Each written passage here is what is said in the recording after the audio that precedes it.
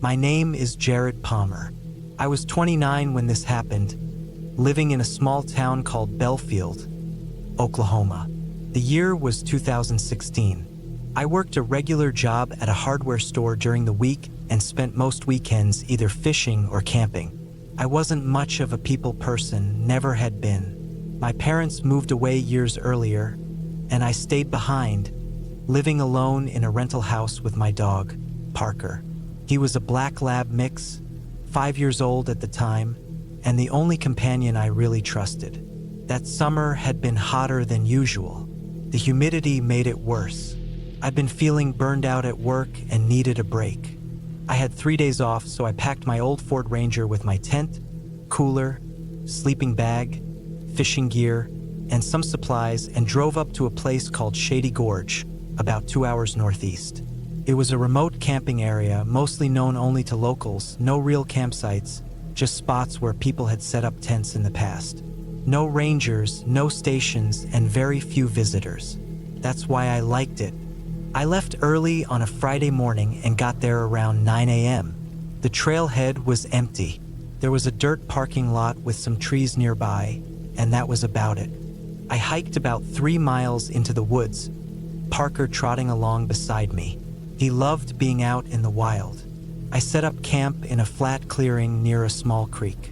There were signs of old campfires nearby, stones in a circle, blackened ash, but no trash, which told me no one had been out there recently. Felt peaceful, quiet, just the sound of bugs, wind, and water. After setting up the tent and gathering firewood, I spent most of the afternoon fishing and exploring. Parker chased squirrels and rolled around in the grass. I felt relaxed for the first time in weeks.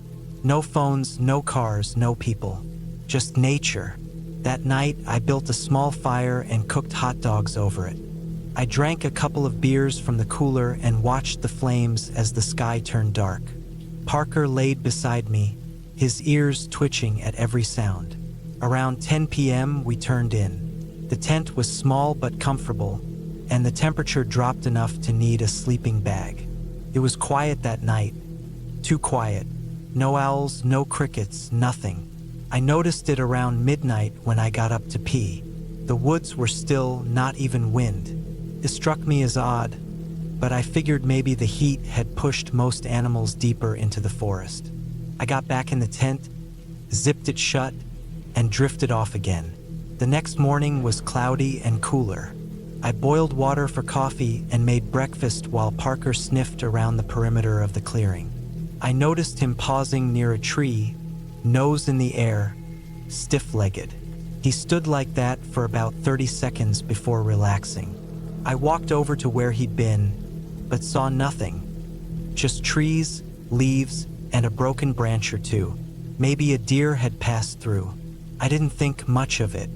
I hiked farther that day, past a dry stream bed and up a small ridge with a great view of the valley. I didn't see another person the entire day. I liked it that way. We got back to camp before sundown, made dinner, and turned in early.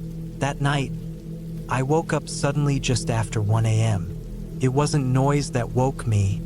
It was the feeling, that gut feeling you get when something's wrong. I lay still and listened. Parker was awake too.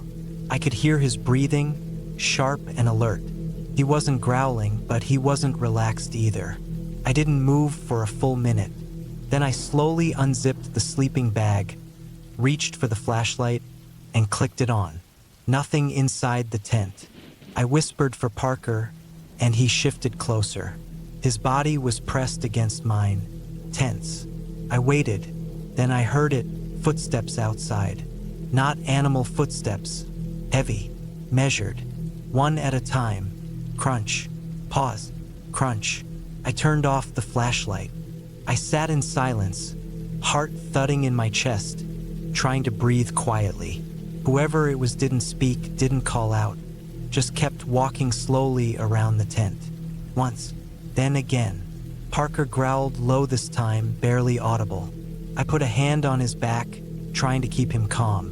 After maybe 5 minutes, the sound stopped. Just silence again.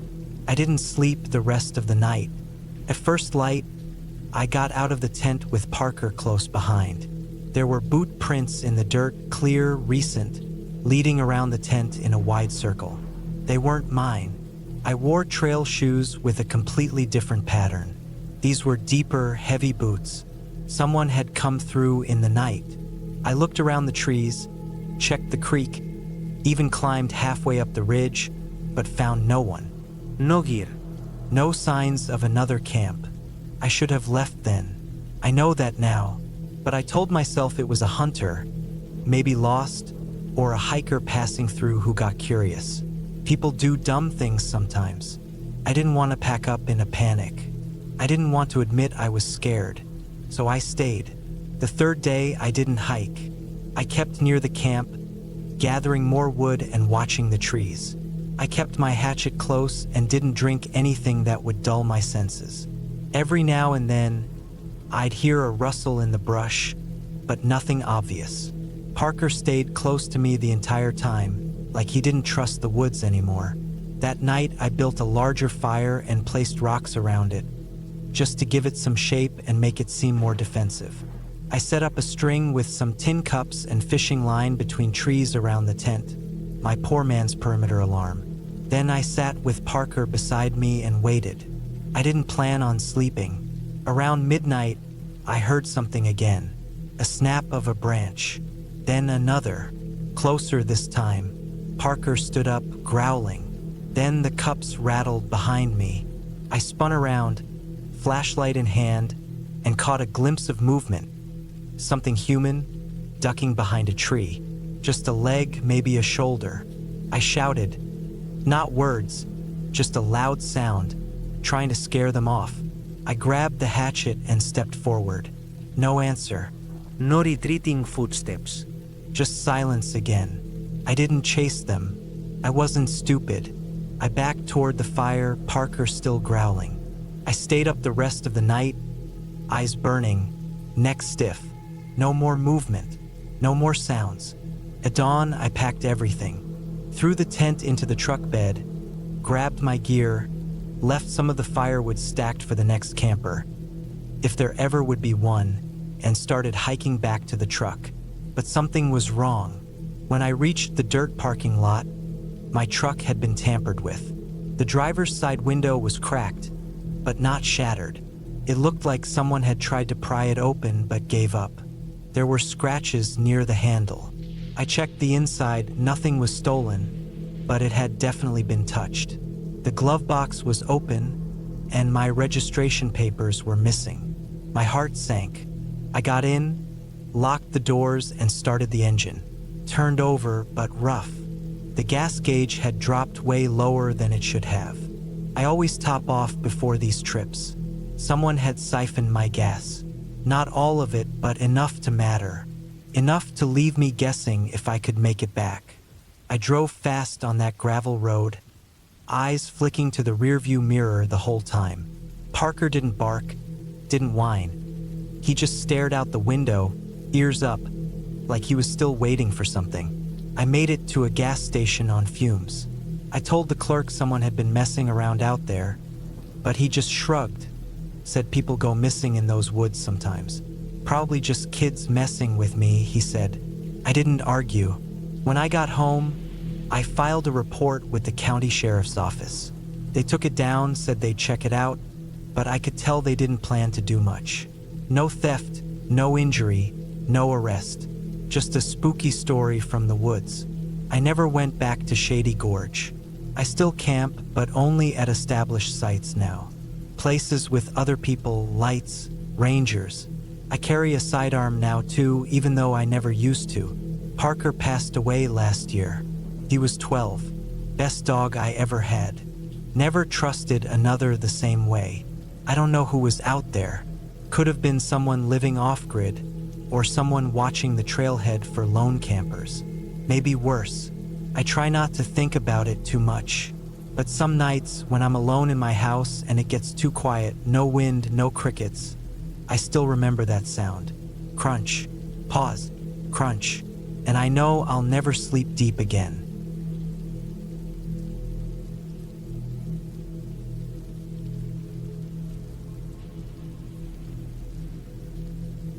It was late October 2014, just a week before Halloween. I was 26 years old, living alone in a rented basement apartment in northern Pennsylvania, in a small town called Grafton Hollow.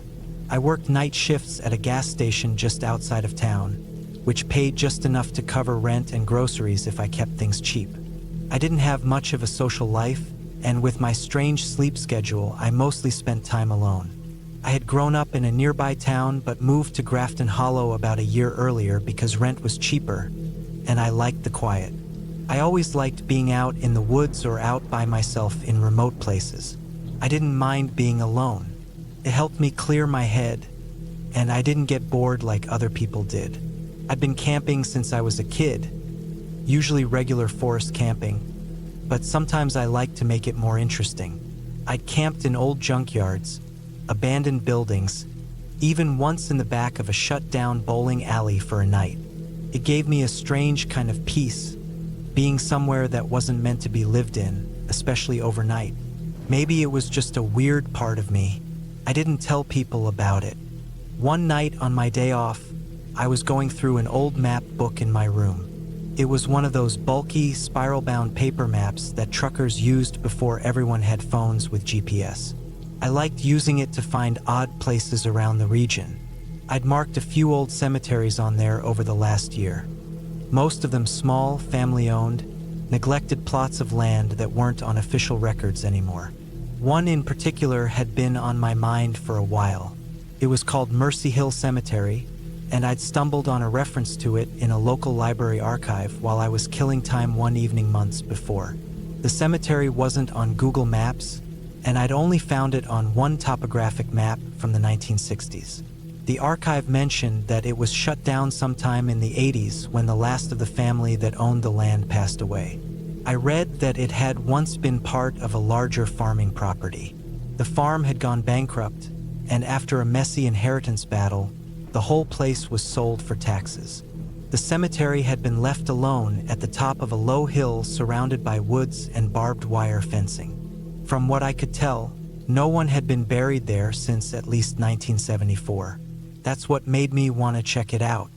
On the last Thursday of the month, I packed my small camping bag and planned to spend the night there. I had the next 2 nights off and the weather was dry and clear. I brought my usual gear: a one-person tent, a headlamp, an old hunting knife I never used, 2 bottles of water, a thermos of coffee, a few protein bars, and my small battery-powered radio. I also brought a lighter and some paracord in case I needed to rig anything. I didn't expect to use most of it, but I always liked being prepared. My plan was simple: find the cemetery during the day, set up a quick camp on the outskirts, and spend the night there. I didn't think anything of it. The hike wasn't long, maybe 2 miles from where I parked off an old logging road. The area was quiet, mostly in used state forest land. The sun was low when I found the fence. It was rusted and bent in places, with some parts missing entirely. I stepped through where a tree had crushed the wire and made my way up the hill. The cemetery was small, maybe 30 headstones in total. Some were tilting or broken, and a few were barely legible anymore. The oldest one I found dated back to 1886. I walked slowly between them, reading names where I could and taking in the silence. The trees were mostly bare now, and the breeze made a steady, dry rustling in the branches. There was a kind of sunken feeling to the ground, the way older cemeteries sometimes feel. I don't know how to explain it. The earth just feels different in those places, settled, like it's been holding still for too long. I set my tent up just past the edge of the graveyard, near a group of large rocks. It was a flat, clear patch of ground, and I cleared away some leaves and small twigs before laying the tent out. I didn't build a fire. I didn't want to attract attention from anyone passing by on the road below. Not that anyone ever came out here anymore. I ate one of the protein bars, drank half the thermos of coffee, and sat for a while just listening. It felt good to be there, peaceful in a way. The light faded fast around 6:30, and I turned on my headlamp. I walked around the cemetery once more in the dark, just letting the beam of light play over the gravestones. There were a few scattered bones near the edge, likely from small animals. I saw what looked like an old rabbit skeleton beneath one of the low bushes. Nothing strange about that. Nature takes over eventually. I didn't feel spooked or uneasy. It was just quiet, forgotten. Around 8:30, I went back to the tent and zipped myself in. I kept the headlamp on for a while and read from an old paperback I'd brought, but I couldn't focus. Something about the silence had changed. It wasn't louder or anything. I just noticed that I couldn't hear the wind anymore. No breeze, no rustling leaves. It had just stopped completely. I took the headlamp off and turned it off, letting the tent go pitch black. I laid still for a while, waiting for sleep. That's when I heard it. A slow, scraping sound, like something being dragged across dry leaves. Not footsteps, not rustling. A heavy, long scrape, then silence again. I waited, holding my breath. Maybe a branch fell. Maybe a raccoon dragging something. That wasn't impossible. But I didn't hear anything else. 5 minutes passed. Then I heard it again, closer this time. Still dragging. Still slow. Not an animal. I sat up in the tent, slowly and carefully, and reached for my knife and headlamp. I didn't turn anything on yet. I just listened. A full minute passed. Nothing. I heard my own heart pounding in my ears. The third sound came a few minutes later, off to the right of where the tent door was facing. I couldn't tell the exact distance, but it was too close for comfort. This time it ended with a dull, soft thud, like something being dropped. I couldn't ignore it anymore. I unzipped the tent quietly, slipped out, and turned on the headlamp. The light swept over the leaves and trees, but I saw nothing. No movement. I checked behind the rocks. Nothing there. I moved toward the cemetery, carefully scanning the ground. Still nothing. I circled the entire plot twice. No sounds. No people. No lights. That's when I noticed something weird near one of the older headstones in the far corner. There was a small patch of dirt that looked disturbed. Not like it had been dug up recently, but just sunken, like someone had knelt or sat there for a while and left a mark. I bent closer, shining the light on it. There was something half buried under the leaves. I brushed them aside. A black leather glove, worn down, torn at the fingertips. I didn't recognize it, and it didn't look old enough to have been there for decades. It looked recent, very recent. I felt a cold shiver go through me. I scanned the woods beyond the fence again. The light didn't pick up anything, but I didn't feel alone anymore. That feeling crept in slowly, heavy and unmistakable, like someone was watching me. I turned in a slow circle, light raised, breathing shallow. Then I heard another noise. This time it was metallic. A short, sharp clink, like a piece of chain swinging and hitting something solid. Not far from where my tent was. I turned and ran back, cutting the light off halfway to avoid giving away my position. I crouched behind the large rocks and waited. My breathing was too loud. I tried to slow it down. The clinking came again, closer. A steady creak followed it like old wood under pressure. I peeked around the rock and saw it, just for a second. A figure, thin, dressed in dark clothes, standing between the trees just beyond the tent, holding something long. I couldn't make out the details in the dark, but it looked like a crowbar or a pipe. He wasn't moving, just standing there, facing my tent. He didn't see me behind the rocks. I stayed there for almost 10 minutes, frozen. He didn't move. Then suddenly he turned and walked into the trees, slow and casual, like he wasn't in a hurry, like he knew I'd be too scared to follow. The dragging sound started again after a minute. Then silence. I didn't sleep. I stayed behind the rock until dawn, knife in hand, barely blinking. When the sun came up, I packed fast and left everything I didn't need. I jogged the entire hike back to my car, drove home, locked the door. I didn't report anything. I couldn't even explain what I would report. Just a man in the woods near a forgotten graveyard. But I went back a week later during the day. I had to. Something in me needed to know. The tent was still there, torn. My sleeping bag was slashed open. The headlamp was smashed on the rocks. Whoever that man was, he came back after I left. Maybe looking for me, maybe not. I found deep boot prints near the fence, fresh even after a week. He'd been watching. For how long, I didn't know. I never camped in a graveyard again after that. Never went back to Mercy Hill. I threw the map book out. For weeks, I couldn't sleep right.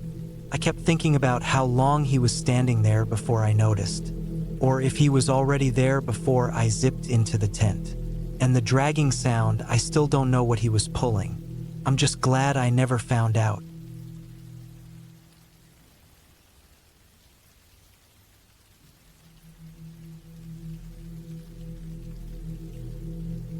I was 31 when I went camping alone in the Huron-Manistee National Forests, up in Michigan, in the early fall of 2016. It wasn't my first time doing solo trips. I'd done a handful over the years in different states. I liked being out there away from the noise and people. The quiet was something I didn't get back home in Toledo. I had a regular job at the time working in HVAC, so I usually planned these trips around long weekends or a rare stretch of days off. That year, I managed to get 5 straight days in late September. The spot I picked was off one of the smaller forest roads, about 10 miles north of Baldwin. It wasn't an official campsite. I'd found it years before when driving around with my cousin. Just a clearing off an old trail past a cluster of thick pine and maple. It was far enough from the Forest Service roads that I wouldn't hear any traffic, and I liked that. Cell service dropped off a few miles before the trailhead, which was fine by me. I packed a Garmin just in case. That morning, I left home around 5:30 a.m. and made it to the pull-off by 11. The last mile was rough, just a rutted dirt path with deep tire grooves. But I made it through with my Tacoma. I parked where the trail began to narrow and grabbed my pack, locking up the truck and tucking the key in my belt loop. The air smelled like wet pine and cold dirt, and there were leaves scattered over the trail, just starting to turn. I hiked the 1.5 miles to the spot without seeing another soul. I set up my small tent just off the clearing, next to a downed birch tree I'd used as a bench before. The first day was uneventful. I gathered firewood, set up my little cooking station, and settled in. I didn't build a fire right away, just ate some trail mix and jerky, drank water, and unpacked slowly. The temperature dropped fast after 5, and by the time it was dark, it was in the 40s. I lit a small fire and sat by it with my back to the trees, facing the clearing. There was no wind, just the occasional snap of a twig or rustle of leaves behind me. I heard coyotes yipping somewhere in the distance around 9, but that didn't bother me. I camped near packs before. The first night I slept well. I had my knife in my boot next to me and the hatchet tucked inside the tent flap. I didn't hear anything strange, didn't wake up, just cold air and the sound of the trees creaking. I woke around 6 the next morning, made instant coffee, and walked down to the stream about a 1/4 mile east. The water was ice cold, but I splashed it on my face and refilled my bottles. I spent most of that day hiking around. I didn't go far, just made a loop through the ridge to the north and circled back. I found a couple of deer trails, saw some scat that looked like it could have been black bear, but it wasn't fresh. By mid-afternoon, I was back at camp. I cooked a freeze-dried meal over the fire and sat for a long time just watching the trees move. That's the thing about being out there alone. You start noticing every sound. The small ones especially. You start assigning meaning to things that you normally wouldn't notice. The wind comes through the trees a certain way, and your brain tells you someone's walking. Your eyes keep checking the same dark patch, thinking maybe something moved. But that second night was different. Around 1 in the morning, I woke up suddenly. No dreams, No reason I could explain. Just wide awake, heart beating. I stayed still for a moment, listening. The fire had long gone out. I didn't hear anything at first. No wind, no animals, just quiet. Then I heard it. A crunch. One footstep. It came from behind the tent, up the slope where the trees were thickest. I stayed still, every nerve in my body tight. Then came another crunch. Then a pause. Then another. Someone or something was walking around my camp. Now, I've heard deer before. I've heard coyotes. I've heard bear. This wasn't that. The steps were slow, deliberate. 2 feet, bipedal. Not fast like a predator, but steady, like they were trying to stay quiet but weren't being cautious enough. I grabbed my knife and sat up slowly. I didn't unzip the tent. I just waited, trying to breathe through my nose, heart thudding in my ears. The steps circled the tent once, then moved farther into the clearing. I couldn't see anything from inside, but I knew the sounds well enough. They were walking across the leaves and sticks out in the open now. Then it stopped. Total silence again. I didn't sleep the rest of the night. When the sun finally came up, I unzipped the tent and stepped out with the knife in my hand. I checked the clearing. Nothing seemed disturbed. No trash, no sign of digging or rooting. I walked the perimeter slowly, checking for boot prints. The ground was soft in places from the rain a few days earlier, and I found one. Just one partial heel mark by the fire ring. It wasn't mine. The sole was narrower, and the tread didn't match my boots. I told myself it was an old print. Maybe I missed it the day before. I wanted to believe that, but something felt wrong all morning. I kept catching myself looking over my shoulder. Every time a branch snapped in the woods, I tensed up. I took my Garmin out and checked my location. I was still well within the boundaries of the public land. There shouldn't be anyone out there. By noon, I decided to hike a mile east, just to clear my head. I followed the stream again, then went higher up toward the ridge. I didn't bring much, just water, a snack, and the knife on my belt. I stayed out for 3 hours. When I got back, something was off. Nothing was missing, but things were moved. My camp chair, which I'd folded and leaned against the log, was now lying flat. My water bottle was knocked over. A stick I'd left standing upright in the fire ring was broken in half. Not snapped by wind, bent and broken. That was when I felt it, this surge of cold through my chest. Like something had been watching me, not just passing through, but waiting for me to leave. Like I was being warned. I packed up some of my gear and stuffed it into my backpack, but I didn't leave. I still had 2 days. I told myself maybe it was some lost hiker. Maybe it was a curious animal. But the steps had been human. That night I built a big fire, bigger than I usually do. I kept the hatchet out and laid it next to the chair. I didn't drink. I didn't eat. I just sat and stared into the trees. Around midnight, I saw a shape. Just a flicker of movement in the trees to the north, maybe 40 feet back. I didn't hear footsteps this time. It was too quiet, but I saw the outline of a person. I stood up immediately, heart pounding, and grabbed the hatchet. The shape didn't move. It just stood behind a tree, barely visible in the firelight. I didn't say anything, just stood there frozen for maybe a full minute. Then the shape disappeared, just melted back into the trees. I didn't sleep that night either. The first light, I packed everything. Fast. I didn't eat, didn't make coffee. I shoved everything into my bag, tore down the tent, and left. I didn't take the trail back. I cut straight through the woods, checked my Garmin, and went west toward the truck. I didn't want to pass through the same area where I'd seen the figure. Took longer and the woods were thick. I tripped twice, scraped my hand on some bark, and nearly twisted my ankle crossing a small ravine. But I made it to the road by mid-morning. When I reached the truck, it was fine. Nothing broken, nothing slashed. I got in, locked the doors, and just sat for a minute. I didn't feel safe until I was driving down the highway, back towards civilization. I never reported it. What would I say? A man stood in the woods and didn't speak? Someone might have followed me, but they didn't hurt me, didn't steal anything. It wasn't illegal to walk in the forest. But I know what I felt. That wasn't some random hunter. That wasn't a lost camper. It was someone who wanted me to leave. And it worked. I never went back to that spot.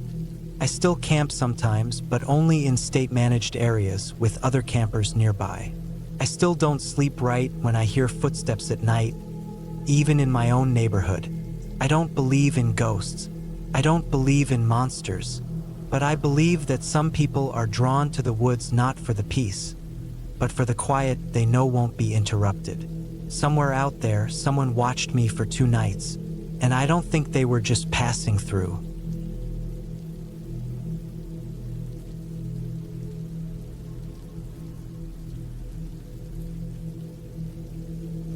My name's Lucas, and I was 32 when this happened. It was the summer of 2022. I'd been working remotely for almost 2 years by then, and the walls of my apartment in Charlotte were starting to feel smaller every day. I didn't have much family left, no wife or kids. I just needed to get out, away from screens, from notifications, from everything. I thought camping for a week or 2 would reset my head a bit. I used to go a lot in college, back when things were simpler. So I decided I'd head out to Arkansas, somewhere out near the Buffalo River where I could hike, fish, and sleep under the stars. I picked a stretch of the upper Buffalo wilderness that looked pretty remote. I wanted peace. I wanted no one around. I parked my truck at a small trailhead outside of Ponca, packed my gear, and started hiking in.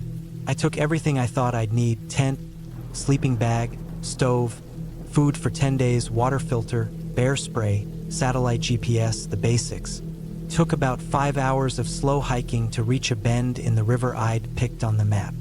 The spot was flat, shaded by tall hickories and oaks, and far enough from the trail that I wouldn't run into anyone. I set up my tent just above the bank, maybe 20 feet from the water. That first night, I sat out with a small fire, listening to the frogs and crickets, staring up through the black silhouettes of the trees. I felt good. I felt like I'd made the right decision. The first few days went the way I'd hoped. I slept late, hiked out in the mornings, followed the river, looked for animal tracks, fished in the afternoons. Caught a few trout, nothing huge, but enough to pan fry over the fire. I saw deer, raccoons, a couple of snakes. Normal stuff. The nights were cooler than I expected, but nothing I couldn't handle. I was alone and content, but around the 4th night, things started to feel off. That evening, I'd gone out with my headlamp to find more dry wood just before dusk.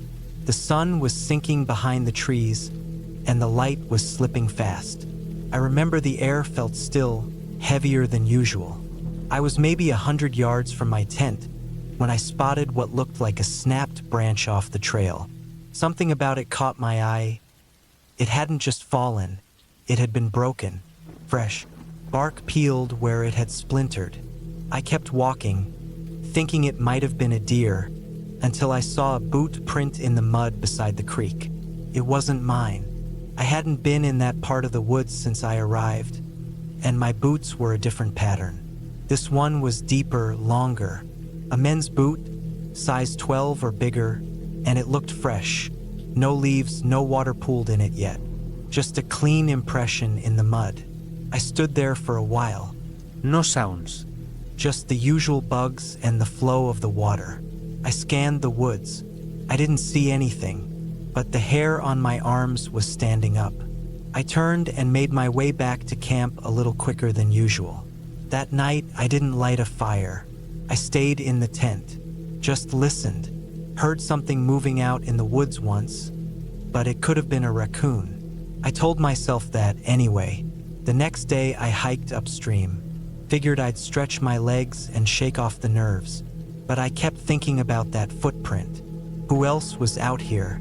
I hadn't seen another person in 4 days, not even a plane overhead. I didn't like the idea of someone else sneaking around without making themselves known. Hikers usually nod or wave. Campers leave signs. There was nothing. That night, I stayed up late watching the woods. I didn't see anything. No lights, no movement. But just before I fell asleep, I heard a soft splash. Not a fish, something bigger, like someone stepping into the water across the bend. I stayed still in my sleeping bag, heart pounding. I didn't move. I didn't even unzip the tent. Eventually, it went quiet again. The next morning, I went down to the river and saw footprints in the mud on the opposite bank. I hadn't crossed there. They weren't mine. They led down from the trees and stopped right at the water. Then nothing. Like whoever it was had walked into the river and disappeared. No return tracks. That day, I packed up everything and moved my camp half a mile downstream to a ridge above the river. I didn't like the idea of being watched. I still didn't see anyone, but I knew I wasn't alone. That night, the air turned cold. I built a small fire and kept my flashlight within reach. I barely slept. Around 2 a.m., I heard snapping branches again, this time much closer, just behind my tent. I didn't breathe. I didn't move. Whatever it was stood there for a long time. I could hear it breathing. Slow, steady. It wasn't a deer. It wasn't a bear. It was human. I knew it. It left after a few minutes, just walked off into the woods. I didn't sleep after that. The next morning, I took the GPS and checked my map. I wasn't far from a place called Hemden Hollow. It was a known trail area, and I figured maybe if I got closer to it, I'd run into other hikers. I didn't want to be out there alone anymore. I packed up again and started walking. But I couldn't shake the feeling that someone was following me. I stopped off and listened. Never saw anything, but I felt it. I knew someone was out there. That night, I camped on a small rise above a dry creek. I didn't build a fire. I didn't want to be seen. I ate cold food from my pack and kept my knife beside me. I didn't sleep. Around midnight, I saw a light moving through the trees on the other side of the hollow. Not a flashlight beam, just a glow like someone had a lantern or a phone screen. It moved slow, too slow to be someone just walking. I watched it for a long time. Eventually, it faded behind the trees. I stayed in the tent, staring at the zipper. The next morning, I found something hanging from a tree near where I'd seen the light. A length of paracord tied in a loop. A noose. It was tied at eye level, swaying slightly in the morning breeze. Below it, the ground had been cleared. No leaves, no sticks, just a circle of bare earth. My blood ran cold. I didn't know what to think. I left my pack behind and ran. I hiked until my legs gave out, stopping only to drink. I followed the river back toward where I'd started, but I took the long way, avoiding my original camp. I didn't want to go back there. I ended up bushwhacking through rough terrain, losing hours of daylight. I had no tent, no food, just the water filter and my knife. That night, I slept under a ledge, curled up in my jacket, shaking. By now, I was convinced someone was hunting me. It wasn't some random hiker. This person had been watching, tracking, getting closer each night. They never tried to talk, never showed themselves, just left signs. Footprints, lights, rope. I kept moving the next day, no breaks. My feet were blistered and swollen. I was starving. By late afternoon, I heard something behind me. Twigs snapping. Steady.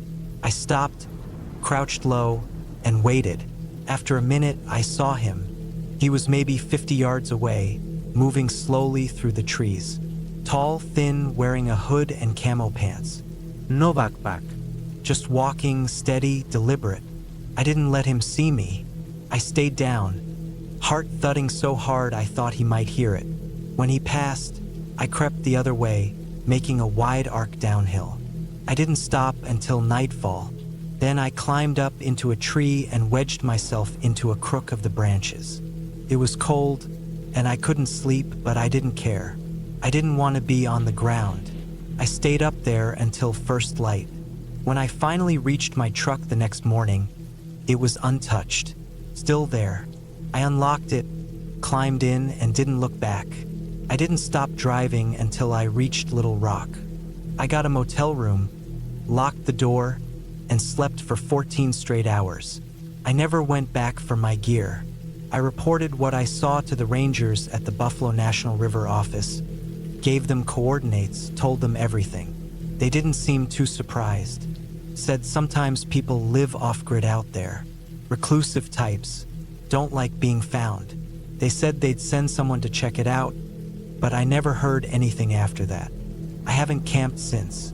Even now, 3 years later, I still think about that trip. I wonder what would have happened if I hadn't moved camp, if I hadn't seen the noose, if I hadn't run when I did. Whoever that man was, he wasn't just wandering. He was waiting, watching, and if I'd stayed one more night, I'm not sure I'd be here to write this. I went into the woods to find peace. What I found was something I still don't understand, something human, but twisted, patient, and real. No ghost stories. No monsters. Just a man. And that's what makes it worse, because that means it could happen again to anyone, and no one would ever know.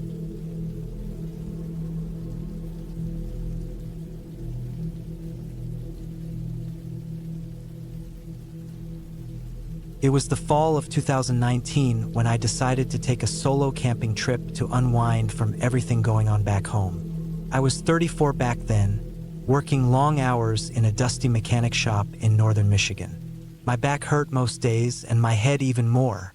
I'd been through a rough patch with my brother, money was tight, and I just needed to get away. There was this place I'd heard about through a guy who used to come into the shop, a spot called Willow Creek near the western side of the Manistee National Forest. Not many people camp there, especially in late October. The guy said it was quiet, isolated, but beautiful. Dense pines, muddy paths, and no cell service. That last part was what drew me in most. I packed up my old 2003 Subaru with what I needed. A two-man tent, thick sleeping bag, rain tarp, 2 coolers of food, plenty of water, my old .38 revolver for safety, a folding chair, a bunch of wet weather gear, and my big red hiking pack filled with dry clothes, a first aid kit, and the rest of my gear. I left on a Friday morning just after 6. The sky was already gray when I hit the highway. Forecast said rain late in the evening and into the night, but that didn't bother me. I camped in worse. The drive took a little under 4 hours. I got to the forest trailhead around 10:30, parked off to the side near a washed-out sign covered in moss, and threw on my pack. The trail was muddy, just like the guy had said, and full of leaf rot. It smelled like damp earth and pine needles. I followed the trail for about 2 miles before cutting off where the map I printed showed an unmarked path toward a clearing near the creek. The deeper I went, the quieter it got. No cars, no voices, not even birds. Just the sound of my boots in the mud and the occasional drip of water from the trees. When I reached the clearing, it looked exactly like I'd imagined. Flat ground surrounded by tall trees on all sides, and a small slope leading down to a shallow creek that flowed slow and steady. The water looked clean. The whole place smelled fresh, with that sharp forest scent of wet bark and dying leaves. I set up my tent near a cluster of spruce trees, close to the edge but not too near the creek.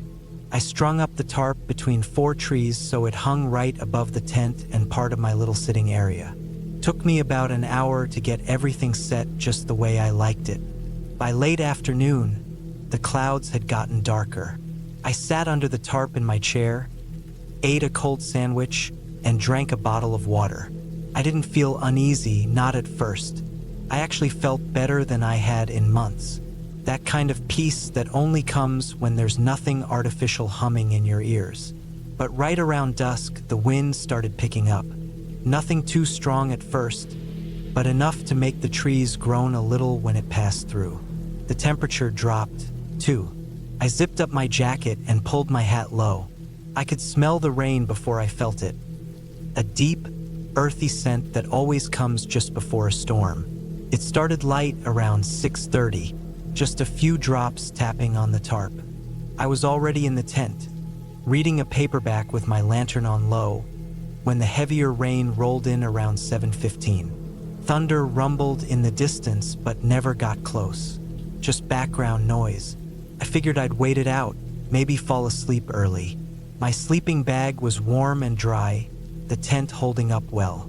I lay there listening to the steady patter of rain, thinking maybe I'd stay a second night. But then, sometime after 9, I heard it. Not thunder, not wind, a crack, like a branch snapping. Not one of those random tree-popping sounds forests make. This was short, sharp, and deliberate. I froze, staring up at the top of the tent. My lantern was still dimly on beside me. I turned the dial to shut it off completely. My ears strained. More silence. Then a shuffle, quiet, slow, like someone dragging a boot over wet leaves. I sat up in my sleeping bag, heart already picking up speed. I've always told myself to stay calm in these moments. Back home, I lived near a small patch of woods. I'd spent enough time outside to know that animals made weird sounds. Deer, raccoons, even porcupines. But this didn't sound like an animal. It sounded like someone trying not to be heard. I reached slowly toward the inside flap of the tent where I kept my revolver. My fingers closed around the grip just as another sound echoed outside. 2 short knocks, like a stick tapping a tree. Top. Top. I waited. My mouth was dry. The rain made it hard to hear clearly, but I was sure now. Someone was out there. I didn't move. I didn't make a sound. I just sat there, holding my revolver in the dark, listening to my heartbeat and the rain. 10 minutes passed. Maybe more. No more sounds. Just wind and that steady tapping of water on nylon. Eventually, I told myself it could have been a falling branch or a small tree shifting under the rain. I'd had similar moments before. Paranoia. But I didn't fall asleep. I lay there until just past midnight, still clutching the revolver. The rain hadn't let up. My legs were stiff. I got up quietly, crouched near the door, and slowly unzipped it halfway. I poked my head out into the wet, cold air. Couldn't see much, just black trees and wet mud reflecting the occasional flicker of lightning in the clouds. No movement. I stepped out, boots sinking slightly in the muck. The tarp still held. I turned toward the edge of the clearing and scanned with a flashlight. The beam cut through the rain and fog, but all I saw were wet branches and thick tree trunks. No tracks, no figures. I did a slow circle, shining the light into the woods. Nothing. I crawled back into the tent, this time keeping my boots on. Slept with the revolver on my chest. When I woke up just before dawn, the rain was still going, though lighter now. I stretched, groggy and sore, and stepped outside. The air was sharp and cold, the forest dripping from every branch. I scanned again, still seeing nothing, but I felt it. Something wasn't right. I walked around the clearing for a bit, looking for prints. That's when I found them. Halfway down the slope toward the creek, muddy footprints. Human, not boot prints like mine. These were bare, toes and all, maybe a size 9 or 10. I crouched down and looked close. The prints were pressed deep, meaning they were recent, maybe even during the night. The rain hadn't washed them out yet. They led down the slope and stopped. Just stopped. No prints coming back. Nothing on the opposite bank either. Just the last clear print at the edge of the water pointed straight into the creek. I backed away, slow and careful. My mind started racing. Who the hell walks barefoot in 40-degree rain in the woods? And why come this close to my camp? I packed up within 30 minutes. No breakfast. No coffee. Just quick, tight movements. My gear was wet but manageable. I slung the backpack on, holstered the revolver at my waist, and left. The trail back felt longer than it had coming in. Every sound made my shoulders twitch. Squirrels darting through leaves made me flinch. I kept checking behind me, even though I knew that wouldn't help much. When I got back to the car, I didn't take off my gear. Just threw everything into the back, started the engine, and drove. That should have been the end of it. But 2 days later, back at home, I got curious. I pulled up the satellite map of the area around Willow Creek. Spent almost an hour scanning every inch of forest near that clearing. That's when I noticed something strange. A small square clearing, just a half-mile south of where I had camped. I zoomed in. The image quality wasn't great, but you could make out something rectangular at the center. Not a building, but a frame of some kind. Looked like old fencing or maybe the remains of a cabin foundation. No roads led to it. No trail markers. I didn't sleep that night. I kept thinking about those footprints. Whoever it was out there, they didn't want to be found. They didn't care about the rain, the cold, or being barefoot. They were just watching. And if I hadn't heard that branch snap, if I hadn't woken up, maybe they would have done more than just stand outside my tent. I haven't camped alone since. I still go out, sometimes with friends, sometimes with my nephew, but I never go without telling someone where I'll be. Carry more now too. Not just the revolver. I carry bear spray, a radio, extra batteries, even a flare gun. It's not about being scared. It's about knowing the woods aren't empty, even when they seem like they are. And when the rain falls hard and steady, you can't hear the twigs snap. You can't hear the footsteps. You can't hear anything at all. Not until it's too late.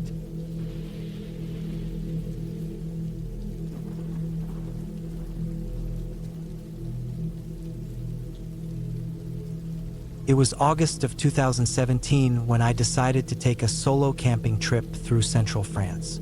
I was 27, working remotely as a freelance photographer, and had been feeling burnt out after months of back-to-back shoots.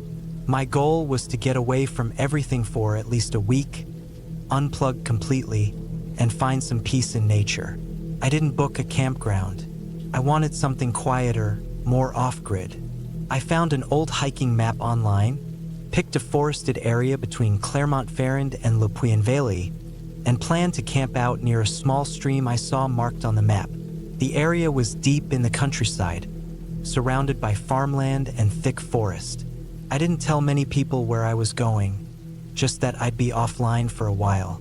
I packed light but had everything I needed: tent, sleeping bag, small stove, dried food, a knife, a headlamp, and a reliable power bank.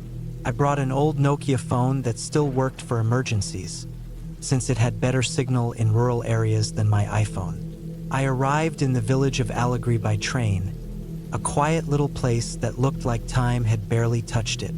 From there, I walked for nearly 2 hours through winding trails and past a few farms, until I found the forest path I was looking for. It was peaceful. Birds were chirping, and the trees had that late summer smell, dry leaves and warm earth. I walked until I found the stream. It wasn't much, more like a trickle winding through the trees, but it was enough. I set up my tent on a patch of even ground about 30 meters from the water, under a cluster of tall pine trees. The place was quiet, almost too quiet. No one else seemed to be anywhere nearby, and there was no sign anyone had camped there in a while. The first day was uneventful. I set up camp, filtered water from the stream, made some noodles, and watched the sun go down through the trees. I stayed up a little while with a headlamp, reading an old paperback thriller, then zipped myself into the tent and fell asleep listening to crickets and the rustling of the wind in the branches. It wasn't until the second night that things started to feel off. That afternoon, I had gone hiking farther south into the forest. I didn't go far, just a few kilometers, but when I came back to my tent, I noticed something strange. One of the tent's zippers was halfway undone. I was sure I had fully closed it before leaving. I'm meticulous with that sort of thing. I checked inside, nothing seemed to be missing. My food was untouched. My sleeping bag was still rolled. My knife was where I'd left it, but still, it bothered me. That night, I didn't sleep as well. I kept waking up, thinking I heard something outside. Snapping twigs, distant movement. Could have been an animal, I told myself. A deer, maybe a fox, but something about it felt deliberate, like someone was walking around near my tent and trying to stay quiet. The third day, I stayed closer to camp. I didn't want to wander far. I had this creeping feeling that someone had been there while I was gone. I checked the ground near the tent again. No clear footprints, but the soil was dry and hard, and it wouldn't have held an imprint unless it rained. I decided not to leave my tent unattended anymore. That evening, just before sunset, I saw him. I was sitting near the stream, cleaning out my small pot from dinner, when I looked up and saw a figure standing maybe 60 or 70 meters away, between the trees on the other side of the stream. At first, I thought it was just another hiker, but he wasn't walking.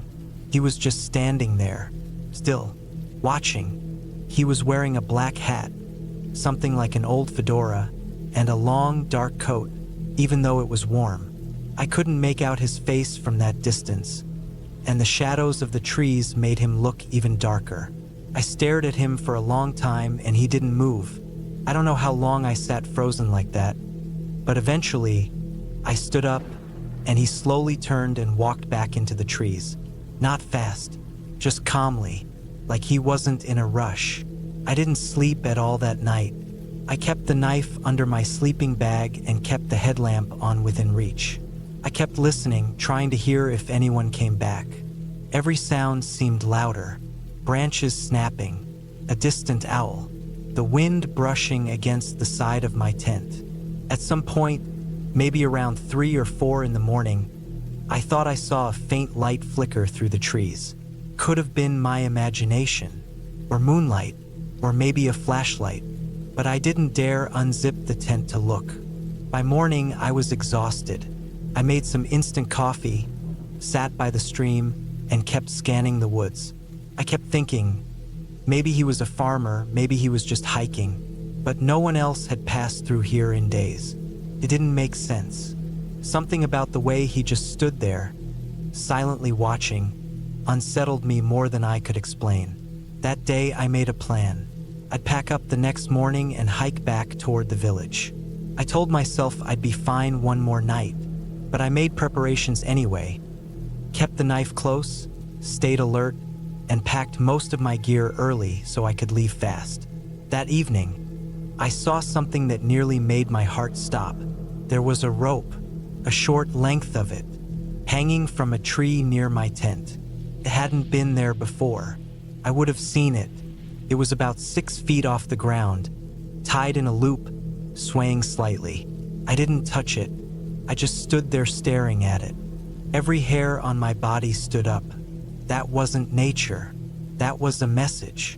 I looked around, scanning the woods in every direction, but there was no one, just trees and silence. I felt exposed, like I was being watched. I backed away slowly, grabbed my bag, and decided to sleep somewhere else that night. I didn't even take down the tent. I just stuffed my essentials into my pack and moved about half a kilometer deeper into the woods. Then curled up in my sleeping bag under a thick tree trunk and kept the knife in my hand the entire time. I didn't sleep. I just waited. Every so often I'd hear a noise. Sticks breaking, leaves crunching, but it never came close. Still, I stayed alert until dawn. When the sun rose, I went back to the tent.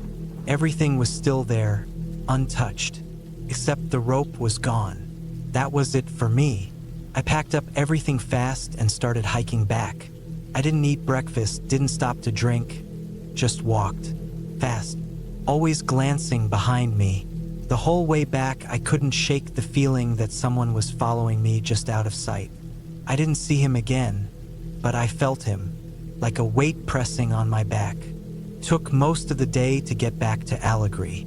I went straight to the train station, boarded the next one to Clermont-Ferrand, and checked into a cheap hotel near the station. I locked the door, drew the curtains, and finally let myself breathe. That night I showered, ate real food, and slept in a bed. But something in me had changed. That feeling that I'd been watched, followed, stalked by someone who said nothing, did nothing, but wanted me to know he was there. It lingered. I reported it to the local gendarmerie the next day. They took notes, said they'd send someone to check the woods, but I didn't expect anything from it. I wasn't hurt. Nothing was stolen, but something had happened. Something real. Something intentional. It's been years now. I still travel, still camp, but never alone. And never in places I don't know well. Sometimes, when I'm lying awake in a tent somewhere remote, I still think about the man with the black hat and the silent message he left behind, swaying in the trees. I don't know what he wanted or why he watched me, but I know I wasn't imagining it. I think he was waiting to see how far he could go. I think if I had stayed one more night, something worse would have happened. And that's the thought that still chills me even now.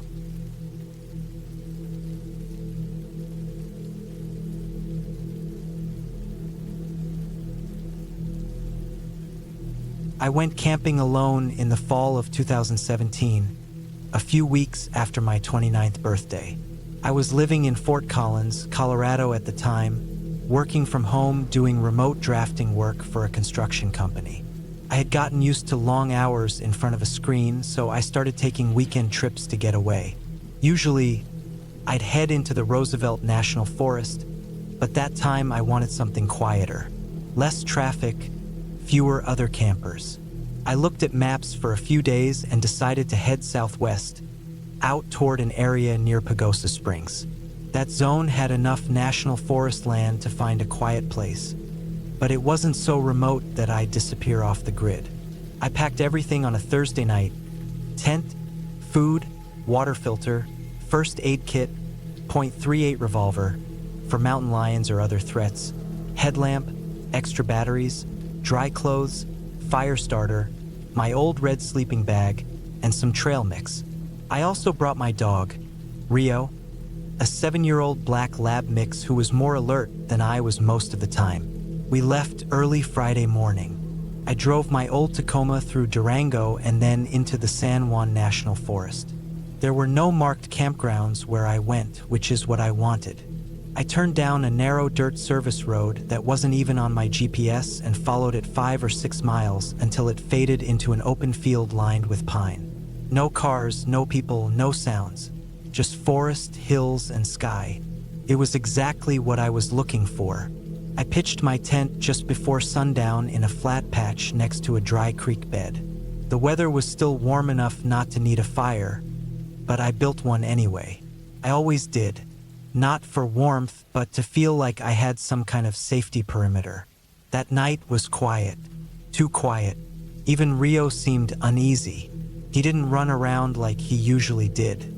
He sat by the fire, looking into the dark like he was waiting for something. At around 11 p.m., I crawled into my tent. Rio came in after me, and I zipped up the entrance flap. I left the fire smoldering. I always did that too, kept it low, never fully out. Something about a little bit of firelight made me feel like things were under control. But things weren't.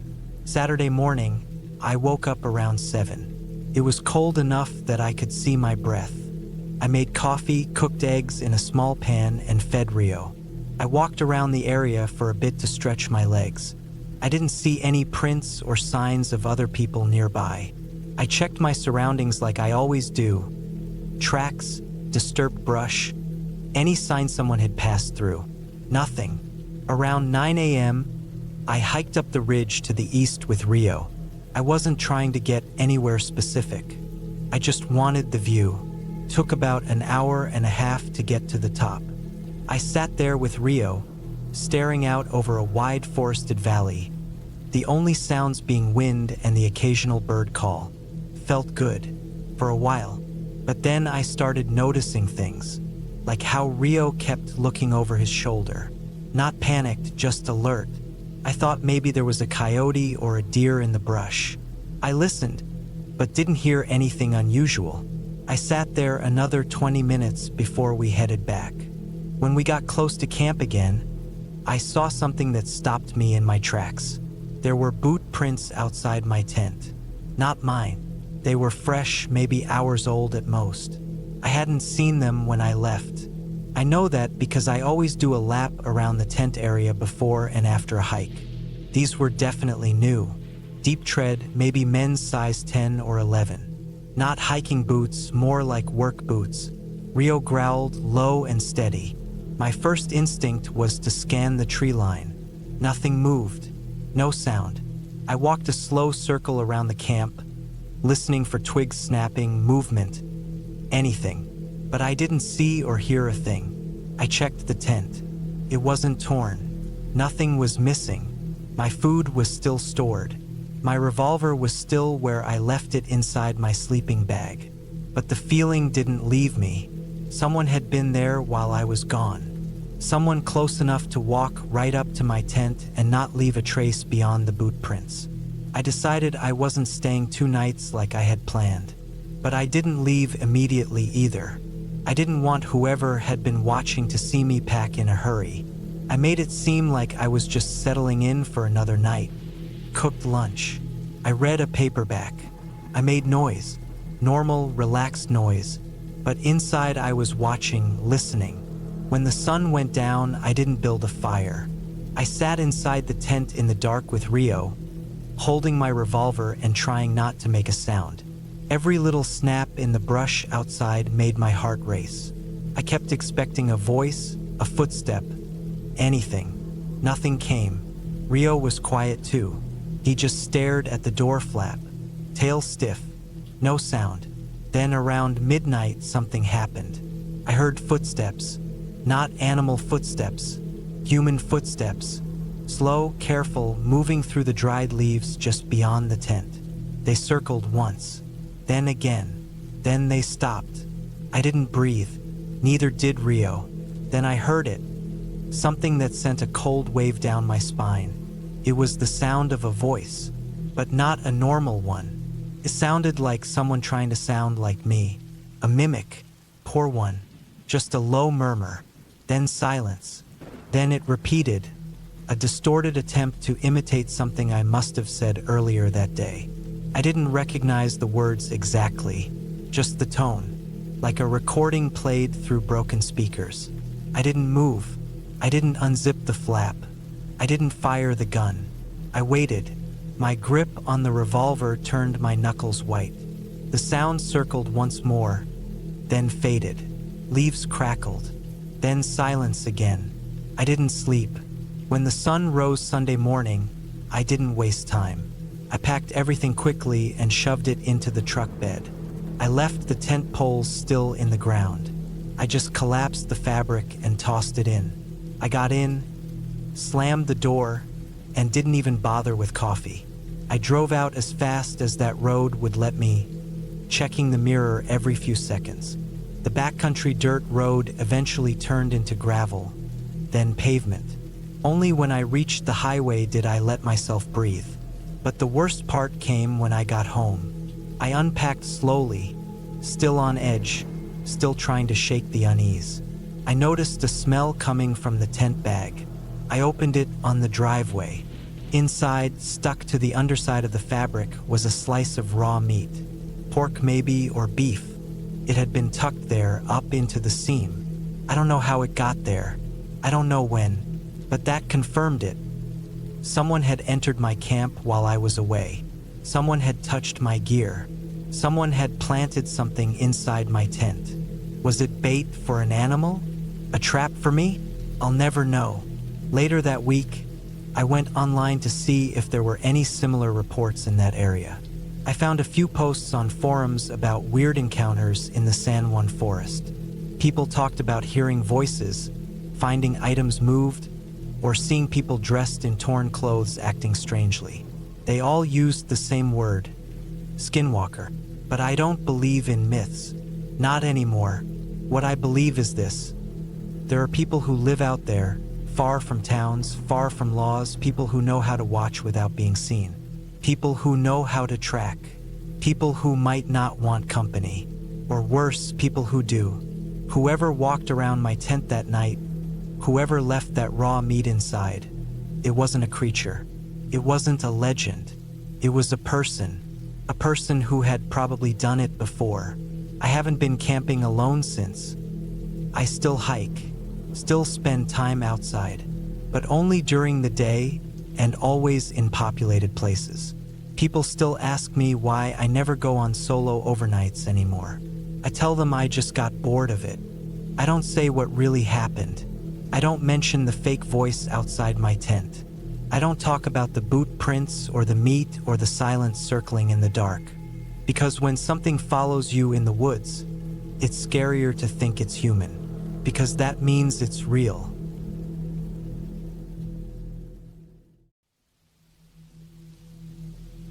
My name's Eric Mitchell, and back in the fall of 2013, I decided to take a solo camping trip in a part of Tennessee I hadn't been to before, Washington Creek, a dense forested area tucked about 40 miles south of Clarksville.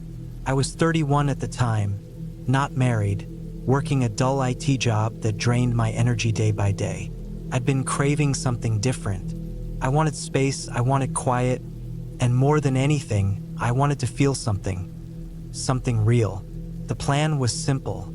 I'd drive out early on a Friday morning, hike into a lesser-used trail about 6 miles from the main camping grounds, set up somewhere off-grid, and stay 2 nights. No cell phone signal, no people, no problems. Just me, my gear, and the woods. That's how I sold it to myself.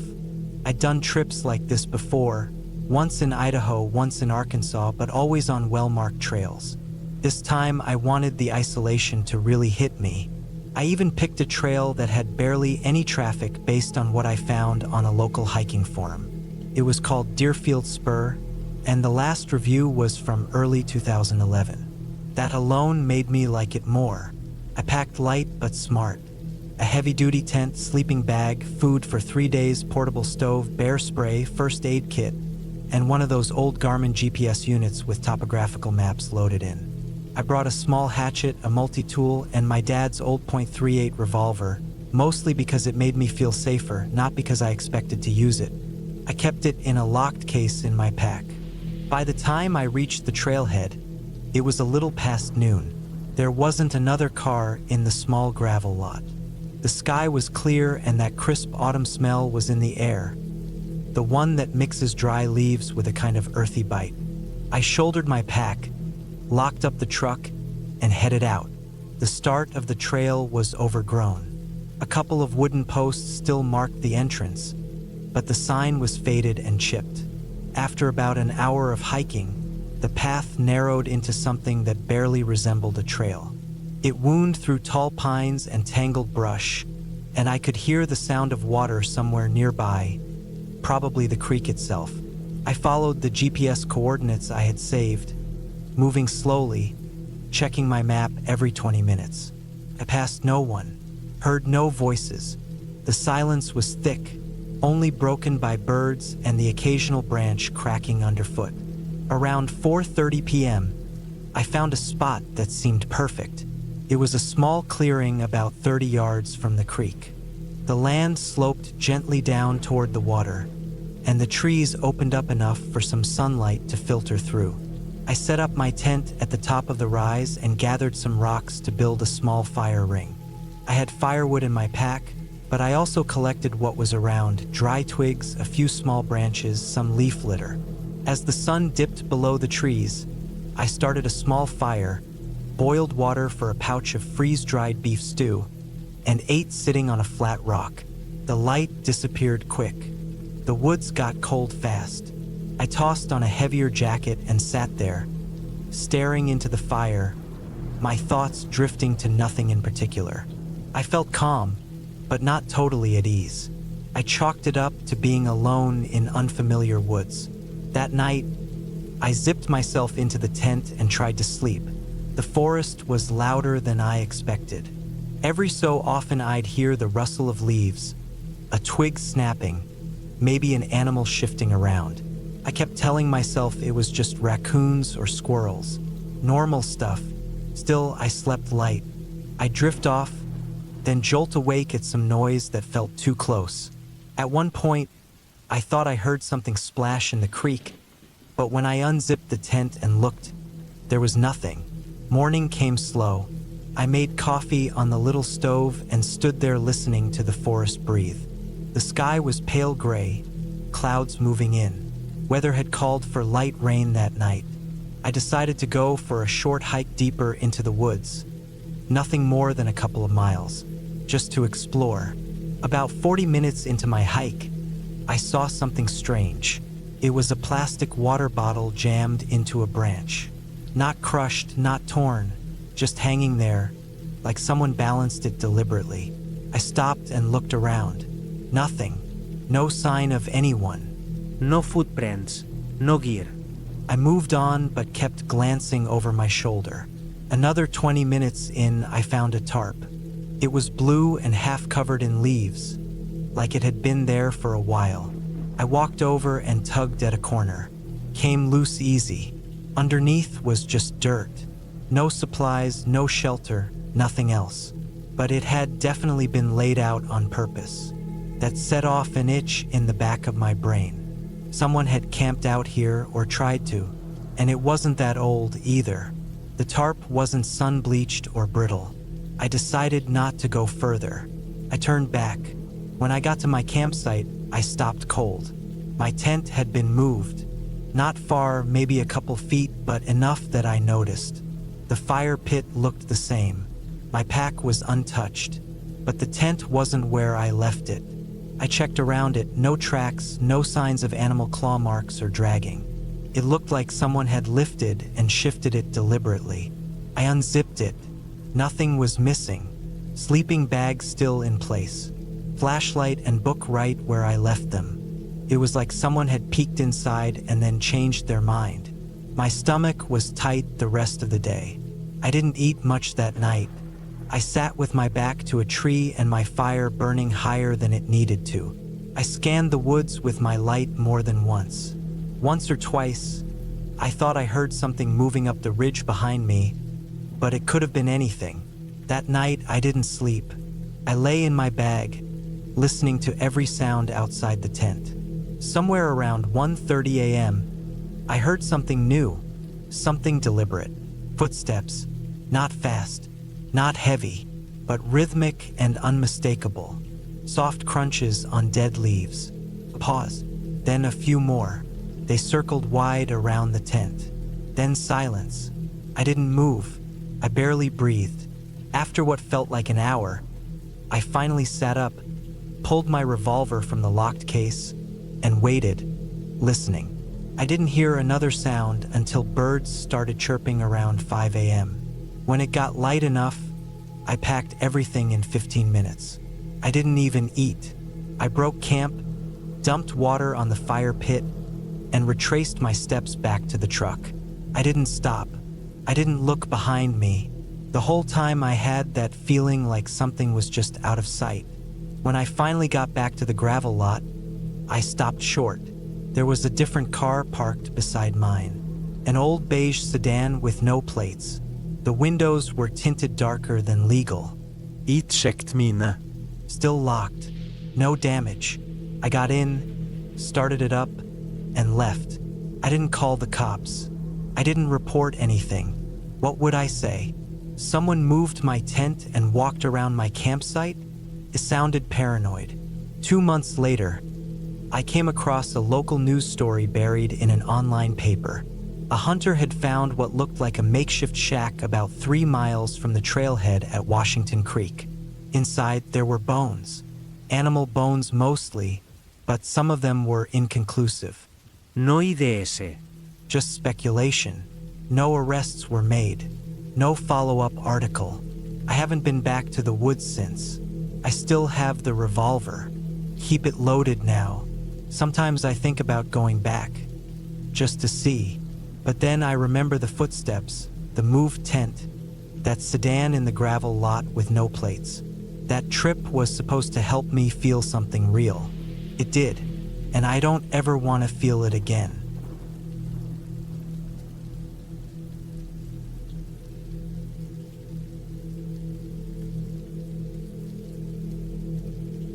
It was October 2021 when I took the job that led me deep into the woods of northern Arkansas.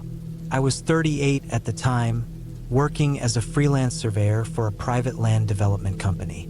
They'd been contracted to map out a patch of heavily forested land that a group of investors had bought cheap, probably hoping to turn it into vacation cabins or hunting parcels. They needed accurate boundary data, topographical scans, and anything else that could help in planning. The land was remote, miles from the nearest paved road, just outside a place called Brush Hollow, which barely even had a post office. When I arrived, the air was thick with the smell of damp earth and pine, and even though it was midday, the sun only barely filtered through the thick canopy above. There were no trails, no clearings, just trees and brush and a heavy stillness. I drove in on a logging road in my company truck, a beat-up Chevy Colorado loaded down with gear, food, fuel, and my tent. The plan was to camp on site for 3 nights and cover a square-mile radius, working outward from a small flagged marker left by the previous team. They hadn't gotten far before the weather had driven them out. I figured I could manage it if I kept moving and stayed ahead of the forecast. The first day was uneventful, just the usual slog. Walking with gear, marking coordinates, sketching rough elevations. The forest was dense, silent except for the occasional rustle of squirrels or the wind pushing through the tops of the trees. My boots sank into the soft ground with every step. I saw deer tracks, raccoon prints, and once a long, wide paw print that I assumed belonged to a black bear. That night, the rain started. It wasn't heavy at first, just a slow, steady drizzle that slicked the leaves and made the forest smell richer. I set up my tent in the flattest spot I could find, near a ridge that overlooked a dry creek bed. The rain tapped lightly on the nylon overhead. I made a quick dinner of beef jerky, trail mix, and a protein bar, then went over my notes by the glow of my headlamp. Sleep didn't come easy. The forest makes different sounds when it's wet. Every drip and shift in the wind sounds more alive. The leaves glisten in the dark. Branches that normally wouldn't move start to sway. Around midnight, I heard something big moving through the brush. It wasn't fast, just slow, deliberate crunching, heavy feet or hooves maybe 40 yards out. I lay still, listening. Then it stopped. After a while, I drifted off. Day 2 was colder. The rain kept coming off and on. By noon, I was soaked below the knees. I pushed deeper into the grid I was assigned, scanning and marking trees. Everything took longer because I had to keep wiping moisture from my lenses and tablet. At one point, I found an old deer blind, just a rotted platform lashed between 3 trees. It had clearly been abandoned for years. I paused there for a bit, ate a soggy sandwich, and moved on. The rain got worse that afternoon. Sheets of it started to come down, running in rivulets through the moss and pooling at the base of the trees. I nearly twisted my ankle stepping into a hidden hole under the leaves. I called it quits around 4, shivering and miserable, and made my way back to camp. That night was worse. The wind picked up, and the trees groaned overhead. Rain blew sideways, rattling my tent and leaking in through the seams. I stayed huddled in my sleeping bag, reading an old paperback by flashlight, trying not to think about how far I was from anything. The noises outside got louder, branches snapping, something crashing through the brush. I told myself it was just a deer startled by the wind, but it didn't sound like a deer. There were no hoofbeats, just that irregular, human-like crunching, like someone walking carefully, slowly. It circled the tent. I sat up, knife in one hand, flashlight in the other, holding my breath. The steps came within feet of the tent wall, then paused. Nothing. I clicked off my light. The sound of rain returned, drowning out everything else. Eventually, the steps moved off again, lost in the hiss of the storm. I slept in short bursts that night, my mind running through every possibility. Poacher, homeless man, hunter who didn't want company. My gut told me someone was out there, and they didn't want to be seen. By morning, the rain had turned the ground to sludge. My boots sank half an inch with every step. I was sore and sleep-deprived, but determined to finish the day's work and leave early.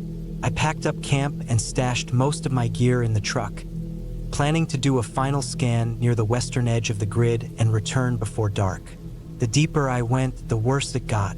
There were no signs of other people, no fresh tracks, no rappers, nothing. But I couldn't shake the feeling I was being followed. I'd stop and listen, and for a second, the forest would go dead quiet. No wind. No birds. Nothing but the steady plop of water off the branches. At one point, I doubled back unexpectedly, just out of paranoia, and thought I saw movement between the trees behind me. Just a flash of dark, human-shaped motion. When I looked again, it was gone. I kept moving. I didn't have a gun, just a hunting knife and a can of bear spray, but I held the knife in my hand the rest of the time, just in case. Near the far edge of the boundary, I came across something strange. It was a crude lean-to, built against a boulder using rotted limbs and a torn blue tarp. Inside were bits of cloth, empty cans, and a foul-smelling blanket that looked like it hadn't been moved in months. Someone had lived there, recently. Next to the lean-to was something worse, a half-burned pile of animal bones. The larger ones looked like deer or boar, but mixed in were smaller bones, possibly dogs, maybe something else. Hard to tell. There were skulls, too, cracked and blackened with soot. I backed away, heart racing. Whoever had stayed out here wasn't just surviving. They were doing something else, something I didn't want to understand. I turned back toward the truck, picking up my pace, but the rain was relentless. Every step was a slip, and my visibility was shot. About halfway back, I heard movement again, clearer this time.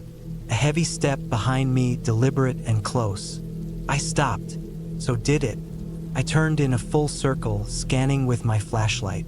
The beam caught a tree trunk, then a cluster of wet branches, then something, just for a moment. A man's shape, thin, soaked, unmoving.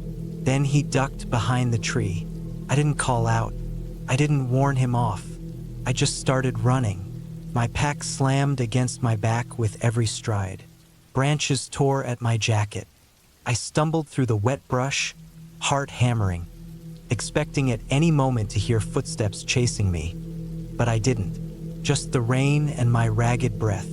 When I finally reached the truck, I didn't stop to peel off wet gear. I threw everything in the back, climbed in, and locked the doors. My fingers fumbled the keys, slipping on the wet plastic, but the engine roared to life. I turned around and started down the muddy road. About a mile out, I had to stop.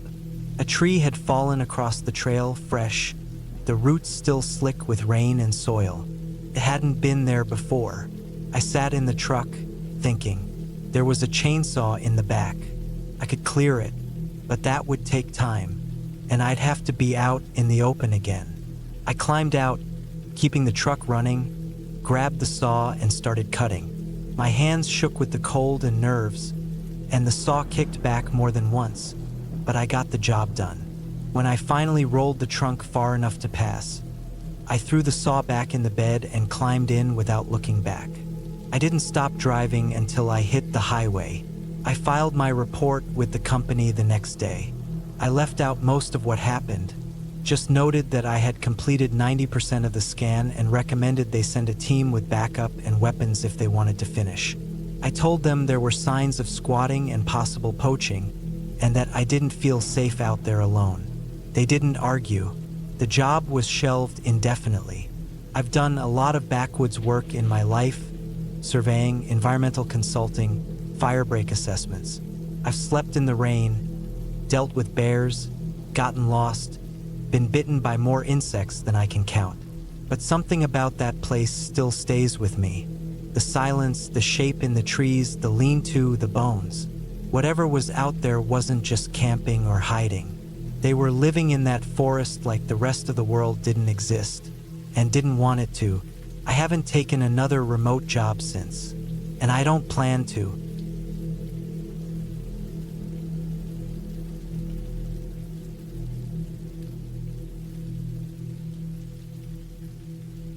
I was 31 years old the year I decided to take a solo camping trip into the countryside. It was the early fall of 2019, and I had just moved out of a long-term relationship. After years of shared routines and apartment walls, I felt this deep urge to be somewhere quiet, somewhere raw. I wasn't looking for a spiritual awakening or some dramatic transformation. I just wanted time to be alone, away from the buzz of phones and the hum of people. I picked a place I'd never been before, a valley near a little village called Wicklow in rural Pennsylvania. It wasn't on any tourist lists, and that's what made it perfect. It had winding country roads, soft rolling hills, and thick woods that stretched for miles. I found it on an old hiking forum. Someone had written a post about this half-abandoned trail just outside town that led to a flat grassy clearing. Said it was once a Boy Scout spot back in the 80s. Now it was more or less forgotten. That was good enough for me. I drove out early Friday morning in my old blue Tacoma. The sun was still low when I left my apartment in Allentown, and the sky had that orange-gray look like it couldn't decide whether to warm up or cool down. By the time I reached the last paved road, the signal on my phone had died, which I was expecting. I took a few more gravel turns, past a rusted-out barn, and saw a crooked wooden sign that read Old Hollow Trail. That was the spot. I parked under a cluster of tall trees. The air smelled clean. I packed my bag, tent, sleeping bag, some food, 2 bottles of water, a flashlight, my small hatchet, and a folding knife I always carry just in case. I locked the truck, shouldered my gear, and started down the trail. The path was narrow, but not too bad. You could tell it hadn't been walked in a long time. Grass had grown over parts of it. A couple times I had to step over fallen limbs, but it was peaceful. Just the crunch of leaves under my boots and the wind in the trees. I passed an old stone wall about a mile in, probably the remains of a farmhouse or pasture fence. It was hard to tell. Everything had been swallowed by woods. After maybe 45 minutes, I found the clearing. It was exactly how the post described it. Big open space, ringed by oaks and pines, with soft grass and just enough flatness to set up camp. I dropped my pack and breathed deep. For the first time in months, I felt okay. No noise. No emails. Just wind and leaves. I pitched my tent near the treeline where the ground looked dry. Gathered some twigs and dead branches for a fire. There was no one around, no campers, no hikers, not even the distant sound of a car. It was quiet in that weird countryside way, where it feels like the whole world is holding its breath. I didn't mind.